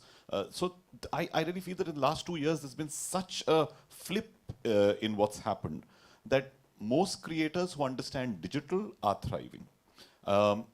This connection between India and UAE, I promise you, when I came here in 2020, a friend of mine who was a stand-up comedian God bless him, suddenly took me to Al Sarkal Avenue. And I walked in and I felt at home. There were creators everywhere. There were people who were doing design. There was people who were doing music. There was a beautiful little cinema hall which was built of chairs from old cinema halls in Dubai. It just resonated with me as an artist. But more than that, I noticed that this focus that His Highness here has actually done, which is this new policy about the Dubai becoming the hub of the creator economy. I mean, the stats are quite interesting. I'll share them with you that, there are about 8,300 creative enterprises currently here, and they say that by 2025, that'll be about 15,000. And suddenly this demarcation of saying, creativity was always a side hustle in Dubai for a period of time, personally, I believe, because people were doing something. So when I meet people who are performers and artists, they were not coming here to just possibly do their trade. They would come in and leave. But now, there's such a recognition of the creator economy here in terms of enterprises, startups, collectives, communities. And if you bring all of these together, there's going to be something unique. Here, we are blessed with a lot of opportunities. In India, a lot of people were creating without the opportunities. I mean, the number of YouTube channels that has gone from 2014 to 2020 with over 1 million subscriptions, it was 14 in 2014 in India, it is 1,200 channels now. People are being able to monetize. There are about 1 billion creators who are earning over, I think, $20,000 a year just from their digital presence. So I think there's so much to learn. This is going to be another cultural renaissance if we do it right. Hans, if we do it right, obviously in the world that you wear a number of hats, but most importantly in the film world, much of what you have to do is you have to do it physically, you have to shoot films, you have to produce them, you have to distribute them and get them out. In this opening up of the market, and initially the market was controlled, but in this opening up of the market, have you seen a new inspiration or a new vision for a tomorrow where you can pool resources, money resources, people and talent, and of course, most importantly, technology to be able to create the new paradigms in this area? I mean, Sanjoy, that's such a large question. I think I'm going to have to focus it on, the bilateral relationship between UAE and Bollywood or India. Right? I mean, because if we just talk about the CCI sector on a global basis, CCI being culture and creative industries, that's a $2.25 trillion industry a year, which represents about 10% of global GDP, 30 million jobs in this sector. 30 million is the size of Saudi Arabia. It's a whole country. It's enormous. So because of the importance of CCI in the global trade, and this was not passed upon the UAE when they came up with their particularly Abu Dhabi when they came up with their Vision 2030 economic priority plan, and they put CCI as a priority sector, right? Which is very different than Dubai. So for those of you who aren't from the UAE is very particular from all other Middle Eastern countries in the fact that it's very decentralized. It's very much like North America or Canada, where the provinces and the states have those jurisdictions have a lot of power and control. Unlike Europe, where the concentration of power is federal, it's nationwide. And UAE is structured, governed very much like North America. And so as such, Dubai, Abu Dhabi, Fujairah, Ras Al Khaimah, they have very different economic policies, especially when it comes to sectorial priorities, right? And Abu Dhabi, the CCI, Cultural Creative Industries, is a priority sector. And as such, just last year, they announced a $30 billion I wish it was dollars, Durham investment in CCI, which is about $6 billion. It's still a lot of money for an emirate that's under 2 million people. You know, I come from Quebec, and that table is all from Quebec, by the way. And, you know, proportional to the, relative to the population, this is enormous. And, you know, of the 30 billion that was earmarked, we've already spent, we're probably at 9 billion already spent. And I'm thankful that a big part of that 9 billion is my sector, film and television production. Both soft and hard infrastructure. And I'll give you an example of the hard infrastructure investment is we're building a studio city. A studio city is basically a collection of purpose-built sound stages, production offices, warehouses, everything you need on an infrastructure point of view to make a movie. And this is where Bollywood comes in, right? And, oh, by the way, and we're building that in Kizad. Kizad is a backlot. A backlot is where you have existing buildings and stuff. And so this is where the link with Bollywood comes in. Bollywood, for some reason, well, I know what the reasons are. They love producing in Abu Dhabi. You know, we just finished a big movie 2 months ago with Hrithik Roshan. Are you related? No, no. Called Vikram Vida, which is a remake of the Tamil movie of 2018 by the same name, Vikram Vida. And this was with Saif Ali Khan and Hrithik Roshan. And he had been here before. He did Bang Bang. Bang Bang. And why am I talking about this? Because the backlot is one of the magnets for Bollywood. They love film. And so we have a city, it's a huge backlot. It's 4 million square feet, which is about 400,000 square meters. And one of the cities is called the Tiger City, because that's where Salman Khan did Tigers in the Hay. And it's not a coincidence that these Bollywood actors and directors keep coming back. So Salman Khan did 3 movies here, right? Tigers in the Hay, Race 3, and Sahu, right? And even Hrithik Roshan, your brother, he did a movie here a few years ago before Vikram Vida called Bang Bang, right? And again, they use that backlot. So they love the infrastructure, they live the crew. And the other thing is, you know, India is, or the UAE is India's 3rd largest bilateral trade partner in the world after China and the US, which is extraordinary, right, for a small country of 10 million people. And one of the reasons is because of this huge Indian diaspora. I mean, it is by far the biggest expatriate community in the UAE. And so, as you know, Bollywood movies, they're big, they're epic, and there's a lot of extras. And you don't want to have to fly in these extras from, so Vikram Vida, one of the scenes, well, it was a scene that lasted a week, they needed 2,500 Indian extras because it's set in a city in India called Lucknow. Lucknow, that's it, yeah. His city. That's where I'm from. So you are related, I knew it. Our parents would be most surprised, but it's all right. And 2,500 extras, every single one was found in Abu Dhabi. So, in your sense, Hans, how many jobs presently in this sector is generated here? And roughly what's the volume? And second part of it is, say 20 years down the line, what do you see and what are the impediments to get it to the number that you think it would be good to have? Well, I mean, the sky's the limit, really. I mean, you know, the SEPA agreement that they just signed Friday, the Comprehensive Economic Partnership Agreement, right? Yeah. There's a cultural component. I don't know if the minister who spoke about it, but you know, that's going to be really important in bringing this forward, right? In terms of that cultural bilateral exchange, because it all starts with exchanges and, you know, co-productions and getting to know each other and cultural events. And you know, speaking cultural events, I guess everybody here knows what IFA is, the IFA Awards, International Indian Film Academy. So it's like the Oscars of India. It's been much bigger. They're happening, this year they're happening in Abu Dhabi.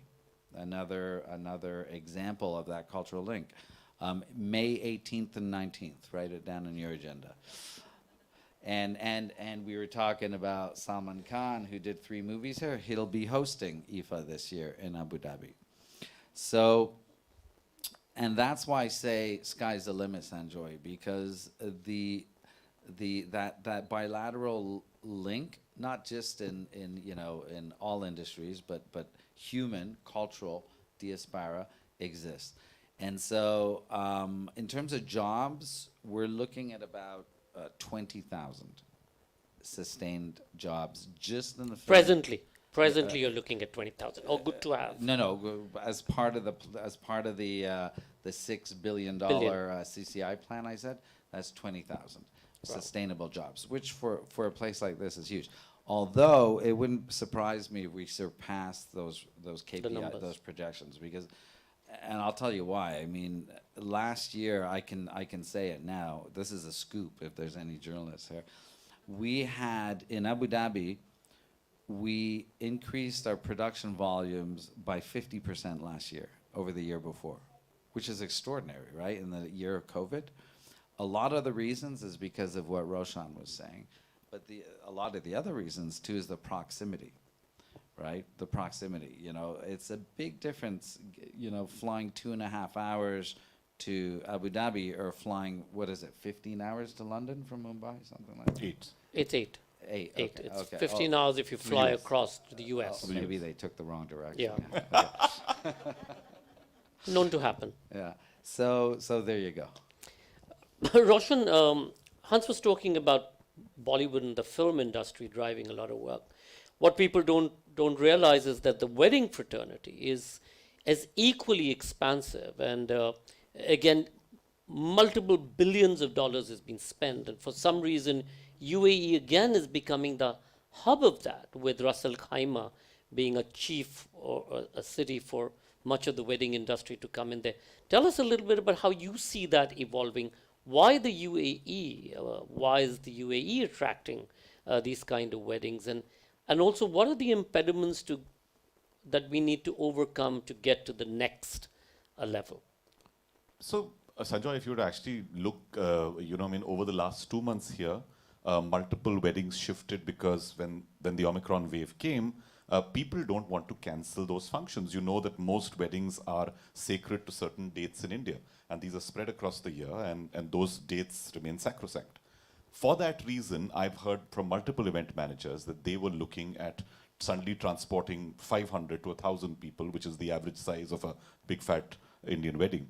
The easiest place, the most convenient place. I mean, and what Ambassador Suri was saying earlier was this, that the way this place, and I'm absolutely amazed at how they look at these opportunities, because the ease of just coming here, getting things done. There's an entire, if you go to work with DTCM, which is now DET, they'll actually lay out the red carpet and take you to venues, show you, help you in so many different ways. That's what an event manager wants. An Indian wedding is a Bollywood extravaganza today, right? What do they want? They want big sets, they want big locations, they want performers, they need good hospitality, and they need people who understand Indian sensibilities. Now, with 1/3 of the population being Indian, that sensibility is matched. Everything else from an infrastructure perspective is available here. I mean, from theme parks to the best locations. Every week, I think they add one new location with sub-stunt. You'll have somebody at the top of the Burj, then you'll have somebody at the point, and that's exciting, because weddings are also extremely driven by what's the new. And Dubai and the UAE keeps adding the new almost every week. And that becomes exciting at one level. What needs to happen again, and that's why I'm saying that this exchange needs to be 2 ways. People perhaps forget sometimes that the first Renaissance actually happened because the magnetic compass was discovered. Right? Before that, people used to go once across the Mediterranean and come to this region, because you could only do it in summer. But the minute you had the magnetic compass, you could do 4 trips a year. Therefore, the exchange was so much more. And it's really important that creators start exchanges. I'd love to see hubs where people can actually have conversations. Not just come and, it's not come, build and leave. But it's come, build, converse, have conversations, figure out what can be done. Because, see, we seem to be talking about obviously the larger aspects, which is Bollywood and events and weddings. But we must understand that the digital creator economy is the economy of the future today. It is that where a boy called Ryan, who has over 30 million subscribers and over 1 billion views on his top most watched video. CNN in prime time gets 1 million views. That's a kid who's 8 years old, right? I mean, you've got 27,000 small shops on Shopify which have been made by creators who are selling merchandise, products, etc. And this is what's going to happen. I mean, with design, with the number of people. I mean, I now go to see a lot of theater here, and when I catch people coming out from there, it's exactly the same thing. And I think, you know, we've got something to chat about when you said 2,500 extras. Everyone who comes and performs here in a play, I was like, why aren't you looking on this now as something that you can do? So there are opportunities that are being created, which are, of course, there's lots of opportunities in the Bollywood, wedding, and event sector. At the Expo, there's a concert happening every day. About 50% of them are India concerts, if you come and see that. But I think there's just so much more that's happening in the next level as well. And we've just got to keep that exchange going. I remember a couple of years ago when we took a delegation of 150 of our colleagues that Turkey hosted. The business just in the wedding space and the social event space went from $1 million to $35 million in the first year and $55 million in the second year. If one was to translate that into the UAE India Connect, what is that figure that you feel 5 or 10 years down the line is a possibility? So, you know, just to, I mean, these are just back of the envelope kind of calculations, but if about 100 weddings are coming here, which are the bigger weddings, and each of these spends about $8 million, that's the size that is available. So it's about an $800 million possibility that exists. Now, how much we grow that is entirely up to us. But I mean, I can see that the appetite is increasing, and these kind of exchanges will only help do more of that. We are doing something with EMA right here, as you know, on the 24th of this month of March.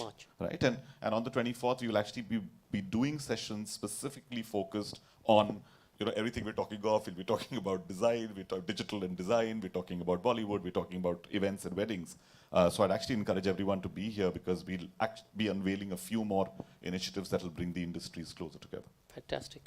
But, you know, they both talked about film, they talked about the wedding industry. All of this needs design input. Roshan talked about dialogue as well, the need for dialogue, need for people to come together.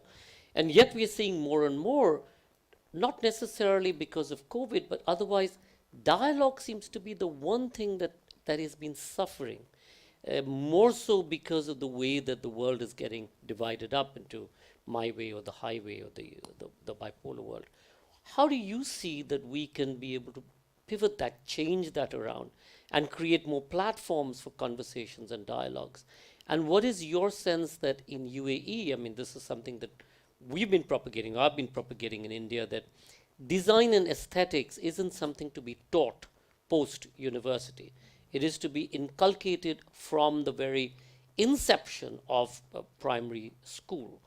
How is that being worked here as becoming, you know, making it part of the language? I mean, design becomes a language of both communication as well as education. Well, so I think there's a few questions in there.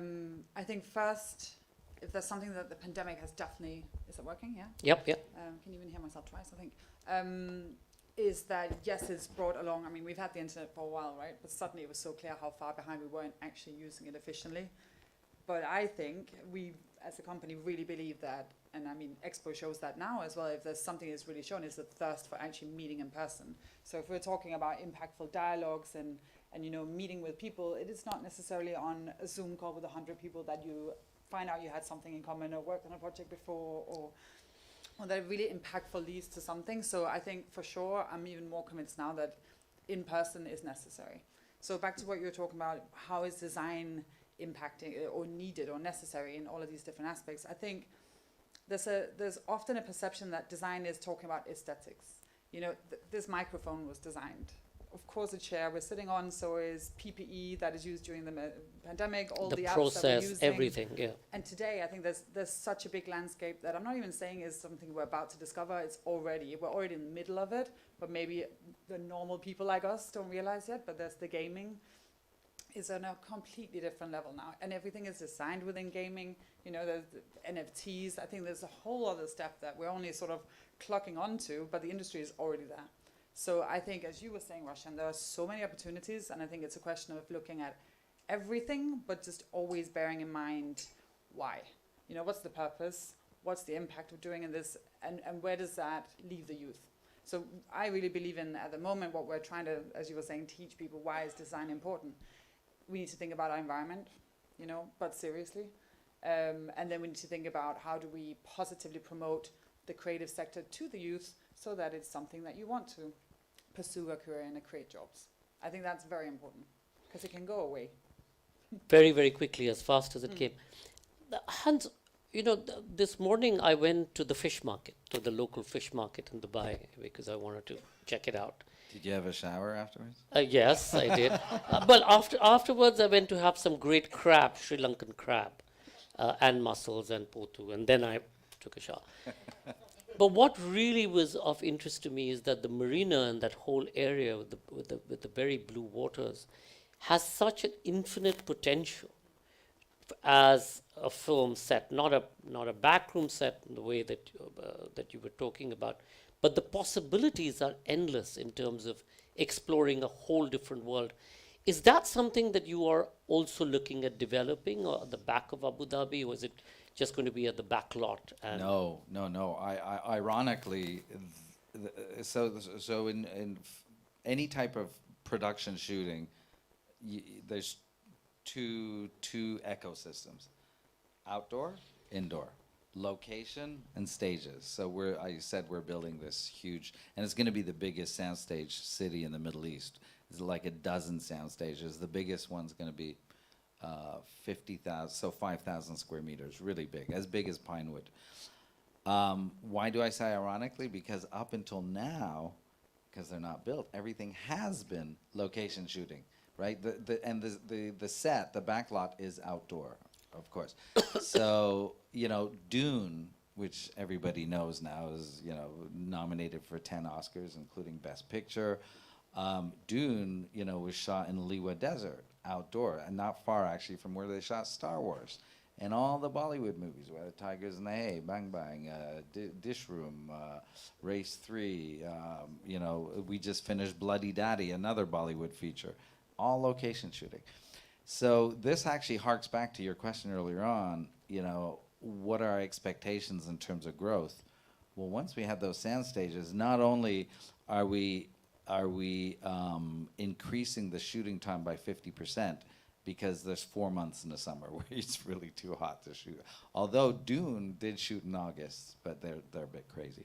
But you know, so not only are we increasing that by 50%, but we're also attracting all these films that are now using new digital technologies to film, and I'm talking about virtual production. Yeah. For anybody who's seen Mandalorian, Lucas' Star Wars spinoff, that was really the first professional Hollywood series filmed in virtual production, which is basically shooting on a soundstage, but instead of against a green screen, you're shooting against LED walls, which is a real environment. So you're immersed in the environment you're actually acting in. So in other words, it's the post-production, the visual effects is being done during the production. So it's a time saver, it's just opening. It's to the production industry today, that is what green screen was 20, 25 years ago.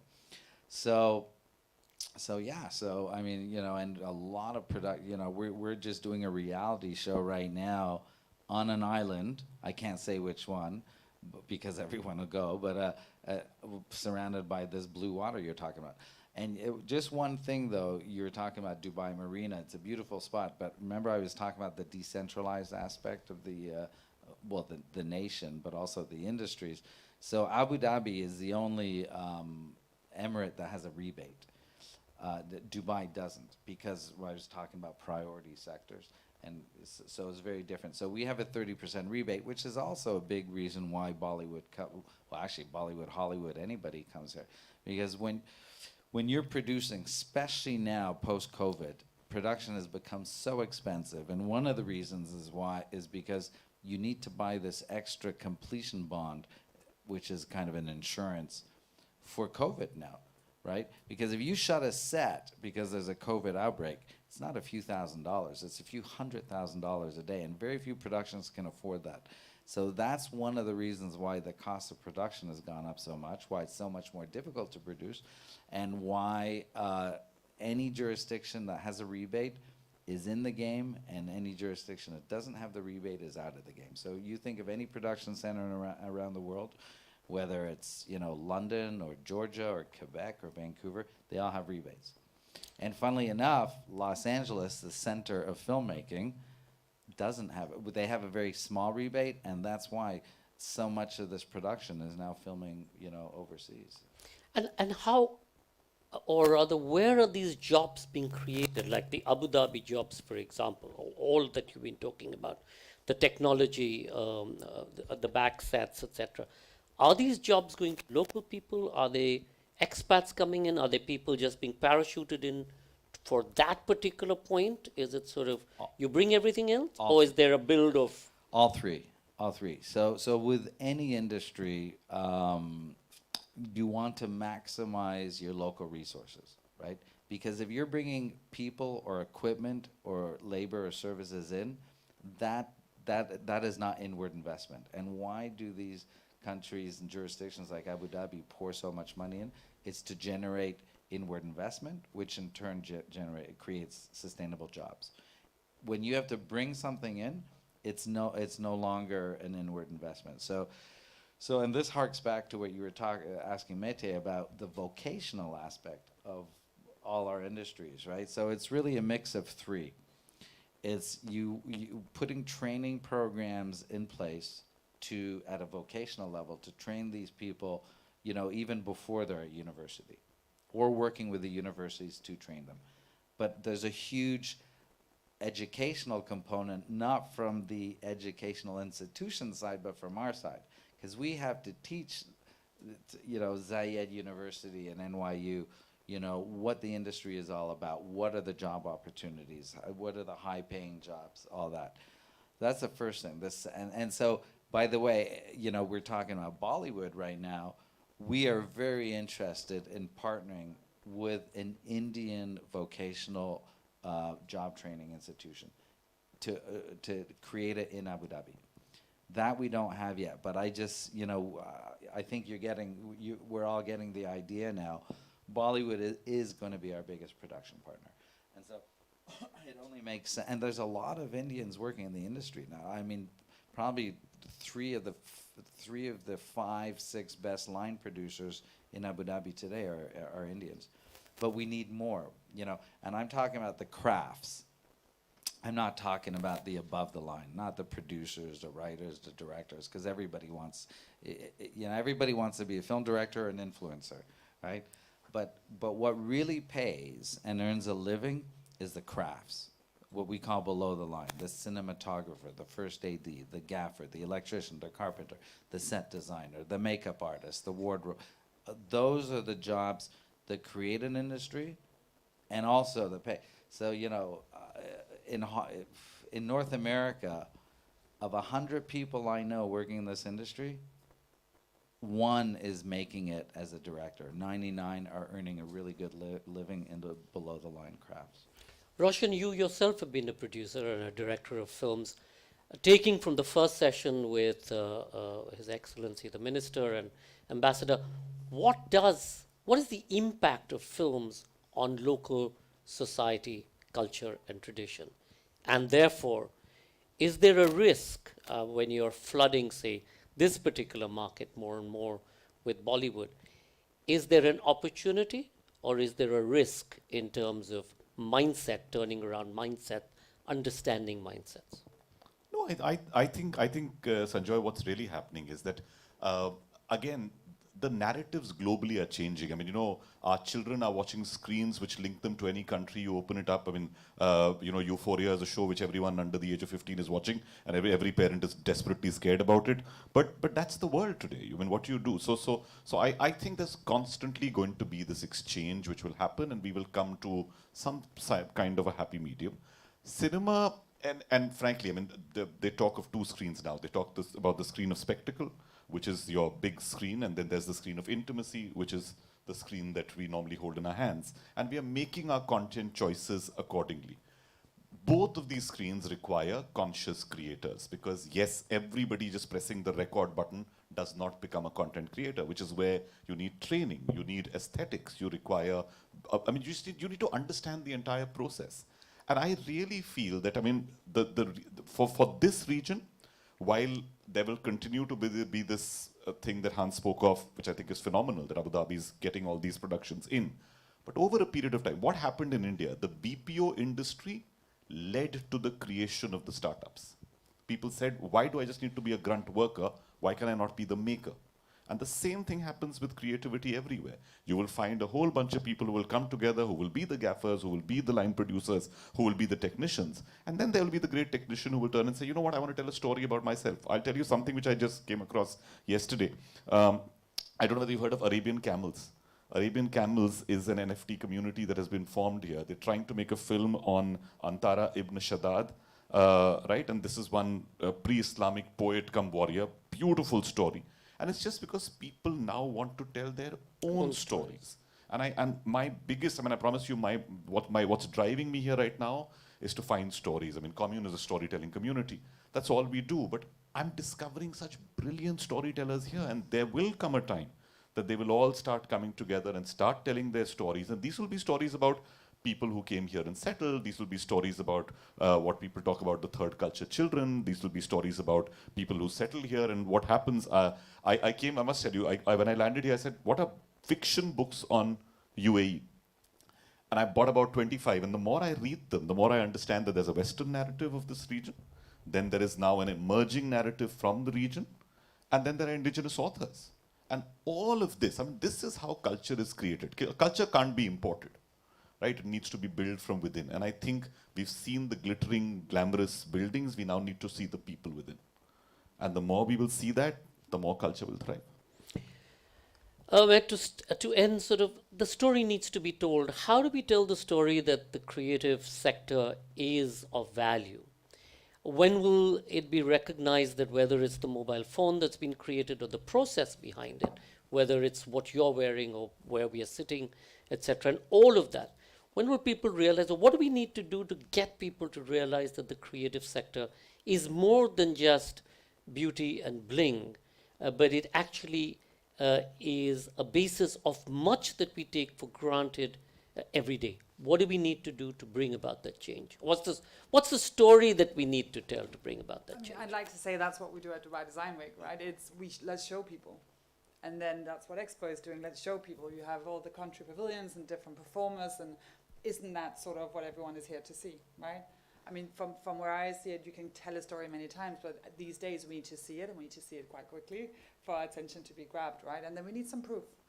It needs to be backed up. So, I mean, that's literally what we try to do with our events at Out Dubai and at Dubai Design Week. Hans, Roshan, Matt, thank you so much for this session, and thank you all for watching. I hope you will take, thank you, I hope you will take the creative industries seriously. As I said, it creates jobs, it creates opportunities, and most importantly, it allows young people to realize their full potential in whatever it may be. That is the most important message out there. That creates wealth, and it also creates intangible wealth. Thank you all for watching, and I do hope you'll continue to join us for the next session on space. Ankur, back to you. Thank you, Matt. Thank you, Hans. Thank you, Roshan. If I can request Parul to please come on stage and present a small token of thanks. Thank you, ladies and gentlemen. Do stay around. The next session, which is the fourth and the last session for today, Charting Frontiers in Space, would be starting at 7 p.m. Thank you. Thank you.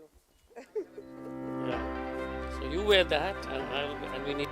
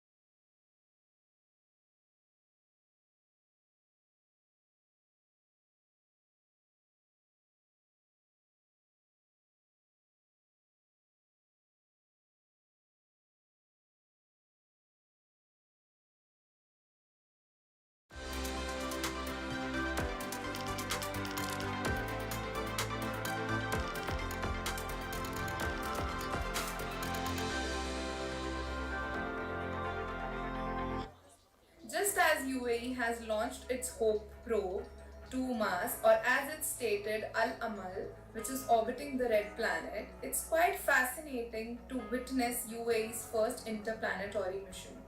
To be honest, I'm quite excited to witness more such successful missions and what future holds into space exploration. I believe that India and UAE are not only successfully venturing out into the outer space, but they're also paving the way for a significant power shift from the west to the east. We have been fascinated by our red neighbor for millennia now, and it's such a fantastic achievement by the UAE, only to be the fifth country to successfully send a probe around Mars to study its weather dynamics, which is such a specific task. And as more and more countries get involved in interplanetary travel and discovery, it just much more bright. UAE and India, charting frontiers in space. Both UAE and India are making giant strides in space research. What lies ahead in the great unknown, and how can more research be fueled in humankind's quest in outer space? Yale astrophysicist Priyambada Natarajan has been deep diving into phenomena in the universe, including black holes and dark matter, two topics in astrophysics that she has made seminal contributions to. Two key areas in cosmology, the origin and evolution of the universe, are mapping dark matter and tracing the accretion history of black holes. In this session, let us find out about these seminal findings and how they've been made even more relevant in the light of new data from NASA's Hubble Space Telescope that shows a black hole at the heart of the dwarf galaxy Hades 210, creating stars rather than gobbling them up. The session will also discuss the UAE's famed and maiden Amal probe around Mars. The Arab nation now plans to venture deeper into space, traveling through Venus towards the asteroid belt between Mars and Jupiter.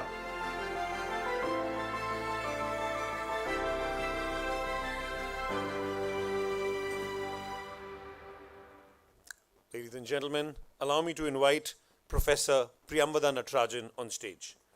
Professor Priyambada Natarajan is a professor in the Department of Astronomy and Physics at Yale.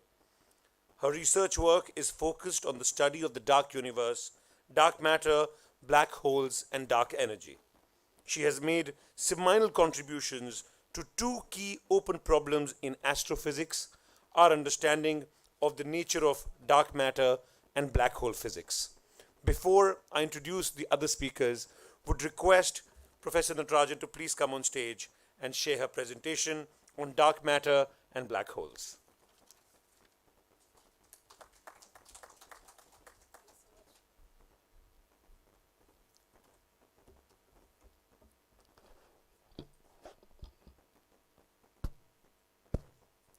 Thanks so much for that very kind introduction. And in today's session, I wanted to talk about how, even though I am working in the United States at the moment, I did get my start in India. I grew up in India, and I went to college in the United States, and my essay, MIT essay, was watching a launch from Sriharikota of a PSLV-3. That's what inspired me to pursue a deeper understanding of what is really going on in the cosmos. Is it not loud enough? Okay. Yeah, okay. It does bend that much? Okay. So, and I think it is a matter of great pride that both India and UAE are charting new horizons in space with explorations of what I'm going to refer to as our cosmic backyard, which is the nearby universe. But what I want to do today is to take you on a journey of what we are really unraveling about the far universe. And in particular, what we are really poised to learn within the coming 2 to 3 years. And that is going to be enabled by the successful launch and deployment of the James Webb Space Telescope. And that's going to build on the legacy, as I'll show you, of all the previous space missions: the Hubble Space Telescope, the Chandra X-ray Telescope, the Spitzer Space Telescope. And although many of these space probes are principally NASA probes, ESA and many other countries, including India, have provided a lot of scientific expertise, technical expertise, and a lot of scientists from many countries around the world actually work on this data, because most of this data becomes public right away. So let me start by telling you about what I think is going to be a frontier that is going to transform within the next 5 years. And that is our understanding of black holes in the universe. Could I have the first slide, please? So what I want to show you is black holes actually were a mathematical solution to Einstein's equations of general relativity. They were never believed to be real objects in the universe. But it turns out, not only are they real and complex, but they are ubiquitous. So everywhere in the universe seems to be littered with black holes of all sizes. So this is a wonderful simulation from NASA's Goddard Space Center of what happens to the bending of light around the extreme gravity of a black hole. So the black hole is the region that is delineated by that orange ring that you see. That ring is called the event horizon. It is the point of no return. No matter or even light that strays close can escape it. Next slide, please.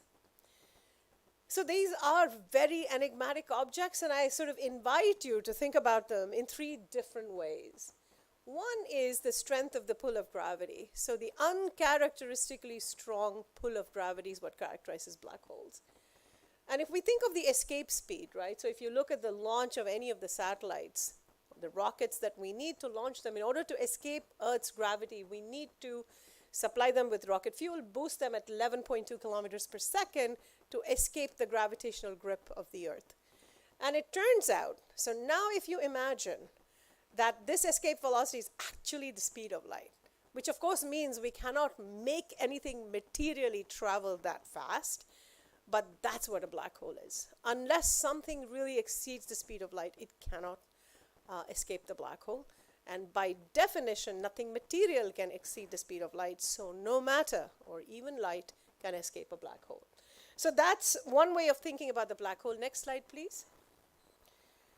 Another way of thinking about a black hole, and I think Naslin will be talking to us much more about this, is that they are the dense corpses of massive stars in the universe. So the stars that are born with a mass of about 8 to 10 times the mass of our sun, finish their fuel, exhaust their fuel, and then leave behind a little corpse, of course, after a dramatic explosion. And one of the 3 outcomes of stellar death is either a neutron star, a black hole, or a white dwarf. So it's a very compact, so one way to think about it is it's a very compact distribution of matter that results from the explosion of a very, very massive star in the universe. Next slide, please.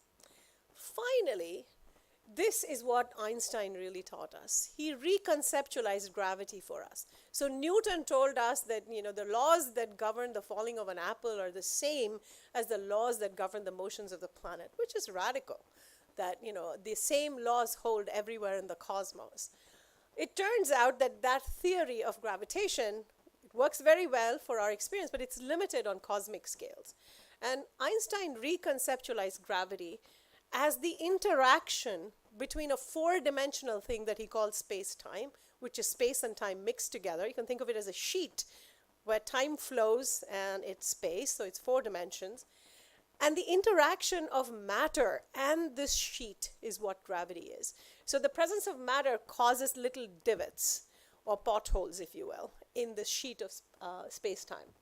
And so if you look at, if we had a universe that had no matter, all of space-time would be totally flat. So if you look at the cartoon in the bottom, whereas if you see the sun, it causes a divot that you see, and the depth of that divot, of that pothole, depends on the way in which mass is distributed in the object. So in the third cartoon scheme, you see a neutron star, which is much more tightly packed with matter.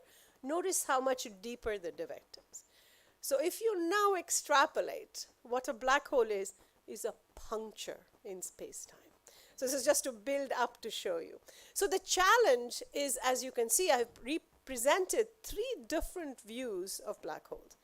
And part of my job and the quest of many of us who are working in this field is to actually reconcile these three conceptual understandings into one synthetic understanding. And that's very, very challenging, because one is purely driven by a mathematical formulation, one from real physical realm of gravity and stars, and the other appeals to our understanding and notion of the strength of gravity, which, although weak, is the force that rules everything in the cosmos. Next slide, please. And then you might ask, could you play the movie, please? You might ask, okay, what is the evidence for black holes? Do we have real evidence? If you can't see them, they bend light. So this is real data from the center of our galaxy, where we have a black hole lurking at the position where you see the star symbol. These are the orbits of real stars. And you may all remember from your basic understanding of the solar system and Kepler's laws that planets are on elliptical orbits. Similarly, and the massive object is sitting at one of the foci of this ellipse. And so you see the star there, and this star, SO2, has a closed orbit that is giving us the mass of this black hole. So incontrovertible evidence that black holes exist. Next slide, please. So as you might have guessed, pretty much, next slide, please. The animation's playing again. Yeah, so pretty much every galaxy in the universe harbors a black hole in its center, and therefore our understanding of the cosmos was revolutionized when this was understood, because now black holes have become part of the larger narrative of how galaxies form, how stars form. This, of course, is an artist's impression when you go right in. When you started out, it was a Hubble Space Telescope image, but we do not have the resolution yet to go peer into the heart of a galaxy to reach right there. Could we have the next slide, please? So one of the most spectacular recent advances has been actually imaging. I started the talk showing you that simulation. So this is a real image of a monster black hole that is near us. It's hosted by a galaxy called MET7. This is 6.5 billion times the mass of the sun. And it has bent light out into this donut. And you may remember from the first movie, this looks very similar to many of the frames. So that was a simulation that shows you how well we understand the physics that we are able to reproduce what is really seen. So next slide, please. And black holes, you know, were believed to be very marginal, let's say. They were actually believed to be unreal even. But then we see the effect that they have on their environment. This is all real data. Much of it is from the Hubble Space Telescope. And in the middle, you see radio data. You see these jets that are emanating from the black hole, and these big lobes that end up in this hot spot in the sort of orangey mess that you see, and the yellow mess. Next slide, please. And so this, for example, is the most recent absolutely counterintuitive discovery. So black holes, as I said, you know, any matter that strays nearby will get captured by it, a point of no return, and so on. But this is a very wimpy galaxy in the universe. It's a dwarf galaxy, not very massive at all. It harbors a massive black hole. And intriguingly, this is a black hole around which stars are actively forming, rather than being engulfed and eaten by the black hole. So it's an enigma how this balance is retained in this galaxy. And every time we think we understand black holes and the multifarious phenomena, you know, the universe throws up this beautiful surprise that sends us all back to our drawing boards to understand. Next slide, please. So this is our current understanding. So again, evidence for black holes. So this is the result of the detection of gravitational waves from the collision of stellar mass black holes. So black holes that are about between 10 to about 50 times the mass of the sun, when they collide, and remember that the space-time fabric, they actually cause earthquakes, tremors in space-time, which we can detect, and we have detected. So this is real data from the LIGO-Virgo collaboration, and you can see this is our current senses of little black holes. These are the sort of tiny cousins of the more sort of spectacular, obese ones, the supermassive ones that I tend to study. Next slide, please. So one of the intriguing things, as I talked about open puzzles, there are many, many open puzzles. One big puzzle is that the black hole that is hosted in a galaxy seems to be proportional to the mass of the stars in that galaxy, we have not resolved how and why the black hole and the stars know about each other. It's a very intriguing correlation that is seen. We are trying to understand if there's causation behind this correlation or if it's a mere correlation. Could you run the other animation, please? So what you see there, those are actually black holes. These are our models where we are trying to track over time. And what you see there is a clock, a cosmic clock. And the data that you see is where black holes end up because of this correlation in the nearby universe. And so you can see that we have models that, is just to give you a flavor for the work, that we actually have models that can explain what is seen. But the larger framework, so bits of the framework are quite strongly supported by multiple lines of evidence. And then there are many that are sort of other phenomena that are still have speculative explanations. And that's what, is going to get pushed out in this new frontier with data. Next slide, please. Could you run this, please? So this is a slice of our universe, well, a simulated slice of our universe. So this, what you see as blue fuzz is dark matter. And dark matter is what completely structures our universe. It is the scaffolding within which galaxies form, stars form, and black holes form. And this is running the clock, and what you are seeing is the dark matter that is coalescing only due to gravity. All the action that you see here is due to gravity. So you have small fluctuations, some kind of over-dense regions, some under-dense regions. And the over-dense regions get heaped and because of gravity, they pull in more and more stuff, they get more exaggerated, and you get this very filamentary structure. And surprisingly, it doesn't look too different from neuronal structures. And there are actually people who are looking at what about the underlying physics could be common between what we see as structures of neurons and dendrites and axons. And what you see as lit up little bits are the regions, the places where stars form and where galaxies form. And what you're seeing here, when you saw the color change, the universe suddenly became transparent to radiation. It was very dark, and then it becomes transparent to radiation. And you can see stars, supernovae, blowing bubbles, and evacuating regions of gas. So it's a very, very dynamic universe in which black holes play an increasingly important role. We originally did not understand the source of these bubbles. We didn't know what was providing the energy to actually blow these bubbles. Next slide, please.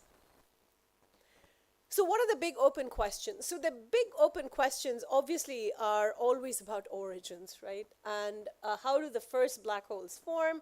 This is just to throw up, there's a bunch of different theories. They all make very clear-cut predictions. And what is exciting is that within the next few years, with the James Webb Space Telescope, we should be able to discriminate between these models. And nature being what it is, most likely, there are multiple ways to make black holes. So I don't think it's going to be all that easy to rule one out, or ruling them in, I think, is going to be much more easy than ruling them out. Next slide, please. So this is how black holes, in case you are wondering, okay, this is all very interesting, but what are the big open questions, right? So one of the big open questions is that we do believe that we understand how black holes grow, although we don't quite know the details. So this is again a simulation of gas falling into the black hole. This is a cross section. The black hole is somewhere in the center. It's a black dot that you don't see. Next slide, please. And another way in which we believe, next slide. Another way in which we believe black holes grow, as I said, most galaxies harbor black holes, and so you see these two spiral galaxies, gas-rich, sort of flickering away because their black holes are shining, they're feeding, so they're flickering. And when galaxies merge, which happens in the universe all the time, these black holes are also going to merge and form a bigger black hole. And so what really happens when you form a bigger supermassive black hole, next slide, please. This is a top view of zooming right into what happens when two supermassive. So these are the big unanswered questions. So these are all simulations, is what we expect from what we know. And so this is a secondary black hole that has fallen into one massive black hole. We're looking at the top. Notice how beautifully it just spirals in.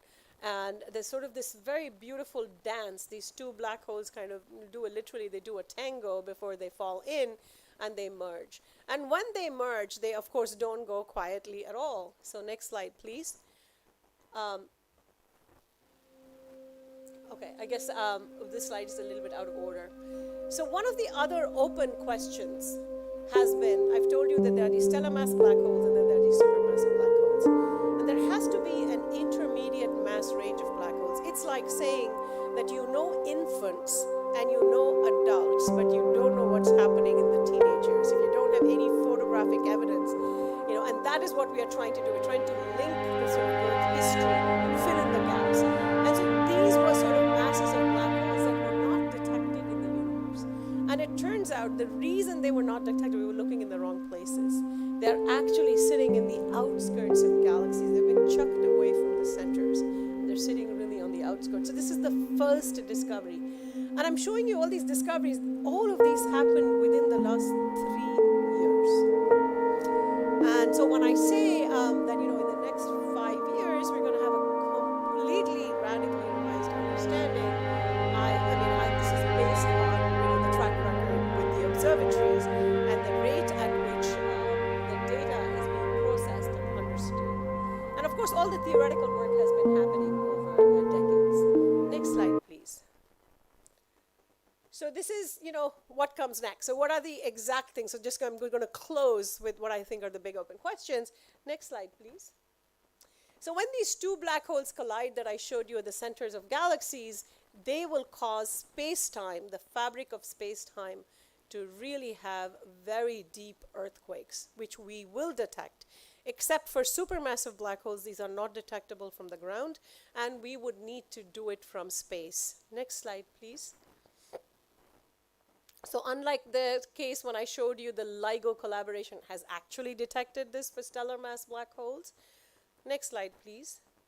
For these supermassive black holes, you need this kind of 3 detectors in this exquisite arrangement in space, tracking, and what will happen is a gravitational wave will pass through, and it will momentarily change the lengths of the triangles when the wave goes through.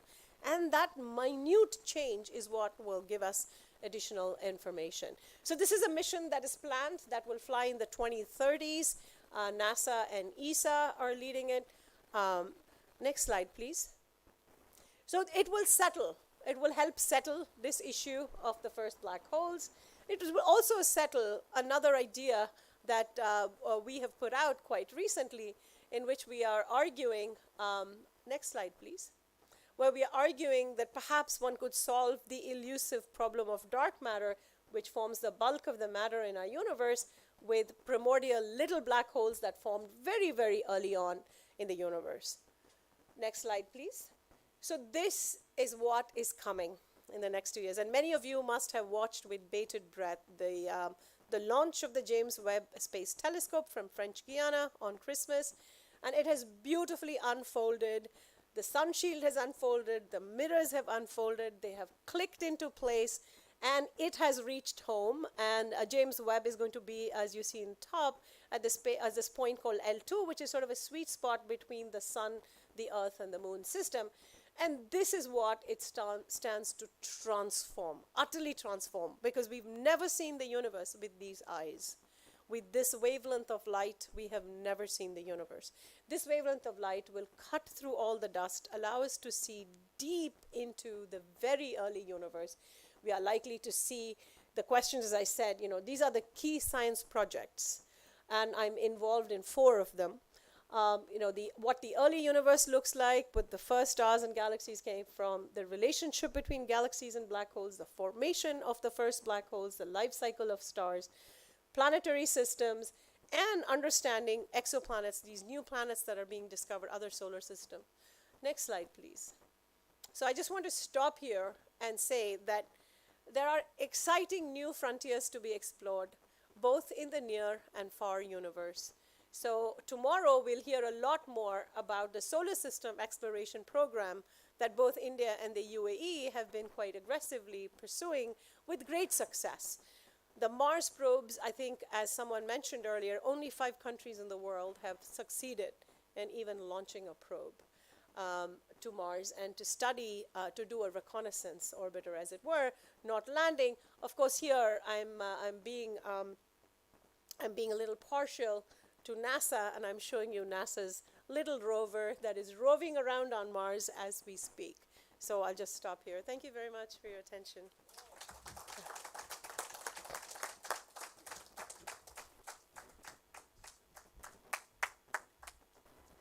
Wow, that was beautiful. Thank you. Thank you so much. Would love to invite our next speaker, Dr. Naslim Neelam Kodan, Assistant Professor, Astrophysics, United Arab Emirates, UAEU College of Science. Dr. Naslim has a PhD in astrophysics from the Queen's University of Belfast, United Kingdom. Her main research interests are in the field of observational astrophysics. She works on various research topics such as chemical abundances of hot stars, evolution of stars, formation of massive stars, and impact on interstellar medium. The session will be moderated by Ambassador Navdeep Suri, Distinguished Fellow, Observer Research Foundation, Co-Chair, FICCI Expo Committee, and India's former Ambassador to the United Arab Emirates. Over to you, Ambassador. Thank you, Ankur. And President Natarajan, I have to, first of all, thank you for really enabling me to get a different perspective on black holes, because until fairly recently, my conception of black holes was the Ministry of Home Affairs in the Government of India, from where nothing escapes. And so, I didn't have an understanding of the escape velocities, but certainly its capacity to absorb all material and information was proven beyond doubt. I have to also actually thank our partners, the Office of Public Diplomacy and Culture, for introducing Dr. Naslim to us. I was doing what all of us do, Google. Yes. And I was quite astounded, a PhD at the age of 27, and original work that you have been doing. What an inspiration for somebody who comes from a very small town in Kerala to find your way across multiple geographies and now arrive in UAE University. Tell us a little bit about how you've reached here at such a young age. First of all, thank you. Thank you for having me here. And thank you for the nice introduction. So for your question, of course, I'm from a village area in Kerala, Nilampur. So actually, what fascinated me from childhood was the stars. So even from my primary school to high school and to college, my only aim I had was to study stars. I didn't know how I got that interest. Somehow it was there in my, it was there from my birth. I of course don't that's find what it I could say. peculiar at all. Yeah. So but unfortunately, that time in Kerala, most of our schools do not actually explore about the astrophysics. So because we do not have any kind of lessons regarding astrophysics that time. But now school students are more lucky because they have, they have internet and they can explore anywhere they want. But my time, that time, of course, my teachers were very inspiring that time. Of course, my science teacher, because I should remember my my first science teacher, because he was very inspiring to learn physics. Because he talked about lights and and even he, after our class, he gives 5 minutes for us to talk about the space, actually, that time, because, and I asked questions to him, like, I see some teacher, sir, I have seen a star is moving, what is because every night my duty is watching stars. So because even my parents were very, so they were actually worried about me because I was always on terrace, So I was in I think, yes, I was in fifth standard. And I was on terrace, and all my parents and even my family were, watching TV or something. I don't have any interest on that, and I was on terrace watching stars, and then I wondered about. But my worry was always, how do I reach there? So what I need to study to get in there. So stargazing right from So early. stargazing, but I see in newspapers like the exploration, like space missions. India is very, that time India is very active that time. So because we had actually the space institutes, astronomy institutes, but not in Kerala. So it's all in Bangalore, and so even for visiting any space institutes, we have to go out of Kerala. So after, of course, my plus two is our pre-degree. So we have to decide where to go. So of course, my parents were, always compelling me to go for medicine, and I didn't go, and finally I reached here. That's wonderful. So Yeah. we've learned about black holes. Tell us, tell our audience a little bit about the zirconium star yes, that of you course. and the fame that it brought you. Yeah, exactly. So, of course, then I got the chance to do PhD in Queen's University. There is an observatory near to the university, Armagh Observatory. I was working there. And so my main study was on particular stars in our galaxy. These stars are actually very hot stars compared to the sun. So the sun is having surface temperature 6,000 degrees Celsius, but these stars have temperature above 30,000 degrees Celsius. So these are like about 6 times hotter than the sun. But these stars are very tiny stars. So like only 1/10 the size of the sun. But their mass is half the mass of the sun.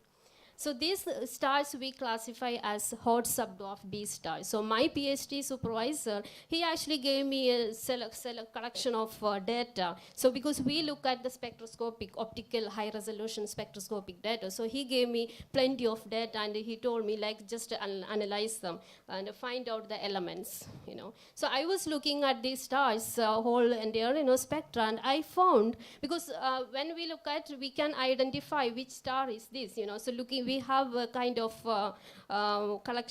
selection criteria to select the stellar spectra. So when I look at one star spectrum, it looks different, totally different from other stars.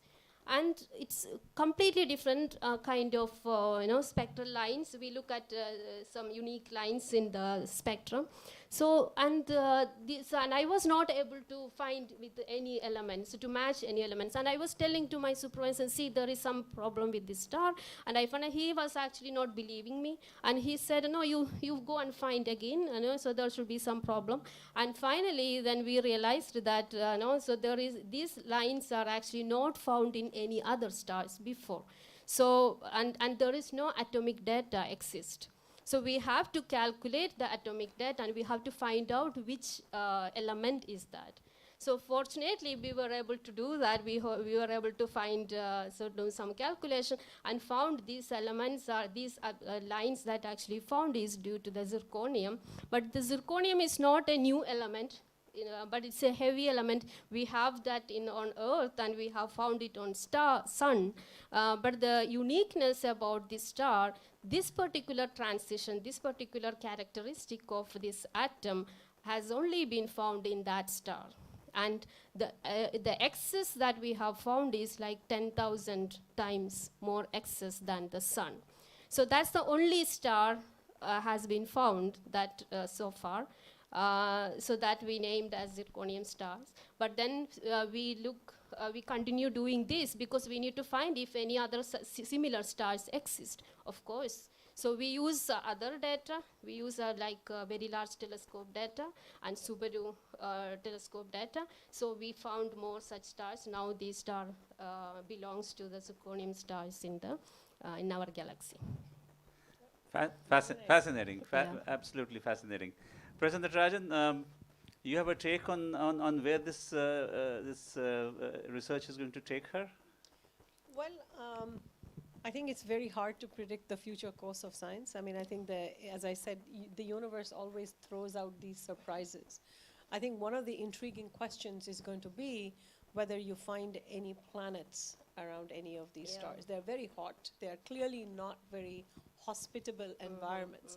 But it may tell us something about so the big question around stars in our own galaxy, a multitude of them, typically these stars called M dwarfs, seem to harbor planetary systems much like our own, so multiple solar systems. But what we have not really understood yet is what is it about the properties of a star that either permits the formation of other planets or suppresses the formation of other planets. So it would be very interesting to do a systematic study to see if there are any planets at all hosted of any kind, because we're not talking of potentially habitable planets. You could have planets that are just gassy blobs or ice blobs. Clearly the ice blobs will not survive, but the hot gassy blobs might survive. These stars that are these planets that are called hot Jupiters, maybe you'd have them. So I think that could be a very exciting direction where this could go. So I think it's and Naslim pointed out one other intriguing thing, right, which is all of you might be a little puzzled. The amazing thing about the universe is that the laws of physics are the same everywhere. So if in a laboratory you go and make a measurement of the typical lines, so the spectral lines are basically fingerprints of every chemical element. So zirconium has a very specific fingerprint. And so a star will have the same element, will have the same fingerprint. And so that's why we are able to sort of classify. But as she said, there are many lines and elements that we've not actually done the laboratory astrophysics work for. And actually search. So that's another direction that her work is prompting people to go, which is to start doing more detailed laboratory experiments, characterize elements in the chemical periodic table that we normally don't think are part of stellar life cycles. And are you also going to benefit from the wealth of data that is going to come from the James Webb telescope? Exactly. Are you excited about it? Actually, I was about to talk about it. So I had my slide, actually the third one, but I did not show any of my work here. So I have been involved in one of the accepted research program, early science research program with the James Webb Space Telescope. So I'm one of the collaborators. So the project name is PDR for All. So we are actually eagerly waiting for that data. So it's a large collaboration program that we involved in with various institutes all over the world. So we have 126 people, collaborators involved in the project. And the main project is with James Webb. We do want to get some unique, now I talked about the stars, atmospheric lines. But with James Webb, we aim for the region between the stars. So we wonder always about the stars because the stars are the most fundamental building block of the galaxies. But again, other than stars, there are regions between the stars which are not empty. So it's filled of gas. So with James Webb, we aim to look for certain molecules that actually we cannot detect directly. So that's the most abundant molecular hydrogen. So I find, after the stars, looking at the stars, one thing that wondered me is the molecule, H2 molecule, because H2 is the most abundant molecule in the universe. It's the most fundamental molecule to form the stars, but it's the least detectable. So about 90% of molecular hydrogen in our universe is not detectable. It's dark. So what we can access is less than 10%, using infrared observations. So that's we can do with James Webb. So currently we have done that with Spitzer Space Telescope. So I have looked at certain data obtained with Spitzer Space Telescope, and luckily we have obtained first time molecular hydrogen detection in another galaxy. That's a nearby galaxy, it's a low metallicity galaxy. So with James Webb, we aim for to extend this study to further and using the nearby universe. So the first our observation, this observation is actually we aim for Orion Nebula. So I don't know if you have also, so Orion is the spectacular constellation we can all of us know. So we aim to, our first aim is to look at this PDR project, to look at Orion and trace the molecular hydrogen and other molecules, and then extend this study to the distant universe. So because James Webb main aim is to look at the distant universe, the early universe. So we aim for that using James Webb data. And when do you expect the early data to start becoming available? So the telescope will take 6 more months to deploy and test. So the plan is from July or August, it will start executing these early research science projects. So there's a slew of ERS projects. Yeah. And the deal with these projects is that the collaborations of people, scientists applied, proposals were competitively selected, and the proviso, as I mentioned, is all the data will immediately become public. There is no proprietary period. So, which is fantastic. I mean, this is open science, accessible, and I think that's one of the hallmarks of what has happened in science. There really are no borders in science. I mean, just as the sky belongs to all of us, I mean, there are no borders with the data. And so anybody, so you can have a bunch of school kids in India or UAE who have a computer, who are excited, and they can look at this data, they can analyze it and figure out, and they may make discoveries, right? So I think that what has happened with this kind of access and open research, open data, open research, is that citizen science, so citizens who are interested, literally people, young children, typically high school students around the world, have been involved in projects with the Hubble Space Telescope, for example. So there's a project called Galaxy Zoo, where basically the task is to classify the shapes of galaxies. You don't need to be trained. In fact, you want to be untrained to be able to classify them. And these amateurs have found incredible new classes of objects that astronomers had completely missed previously.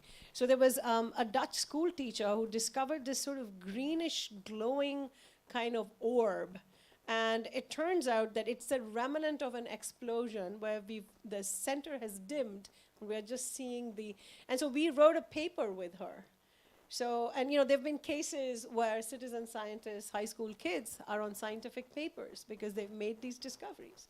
It seems to be a wonderful time to be a young scientist. It's a wonderful time to be a scientist, young or old.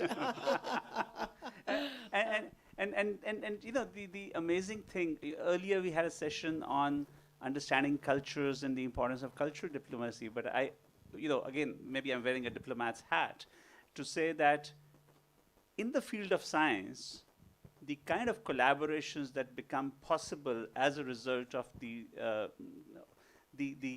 philosophy of open science, can it also help in bridging other divides across countries? Can you see American and Russian scientists, for example, or Chinese scientists or others, so that it transcends some of the narrower disputes that we talk about? Yeah, so I think there's a rich history of science being really international and collaborative. And well before scientists around the world collaborated, worked with each other, shared data. And even before the fall of the Soviet Union, the American scientists, American physicists and Russian scientists, cosmologists in particular, were in touch. They were aware of each other's work. And I think that, with access to information now being open, there is no hegemony in science. So it is not necessarily going to be propelled by one part of the world or the other. It's just, I think it's open season for all of us, and I think it's wonderful for talented young people who are, it's a great time. It really is a golden age. I think we have a data deluge, and we have so much more data than we can interpret.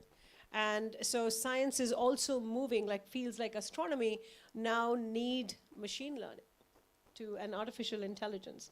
So astronomy was always the original big data science. We always had huge images and huge amounts of data that were not processable by a single human eye and single human brain.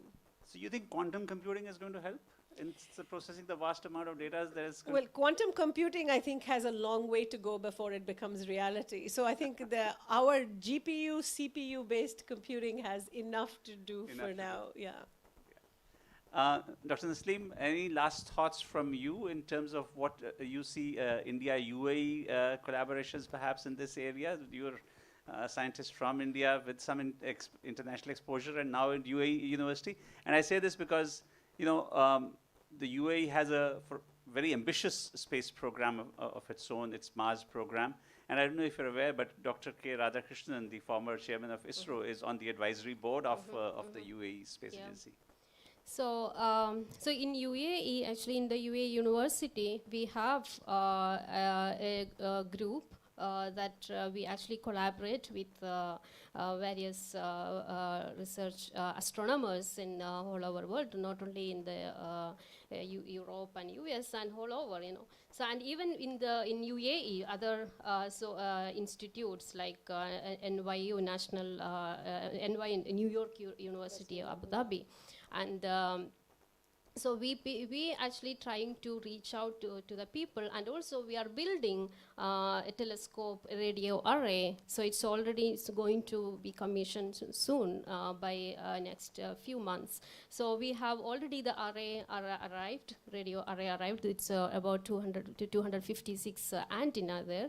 So our main aim to to have, of course, the research ideas are there. So the research that we have already been talking. Not only that, to promote students, you know, to reach the students to the space science program.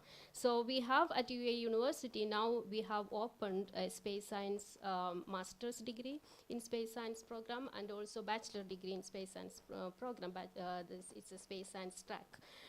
So we are not only reaching to the other universities, and also we are bringing people to the university with not only the researchers, we are also bringing the students to, so we are training the students. We want to train the students using the telescope and to the space science.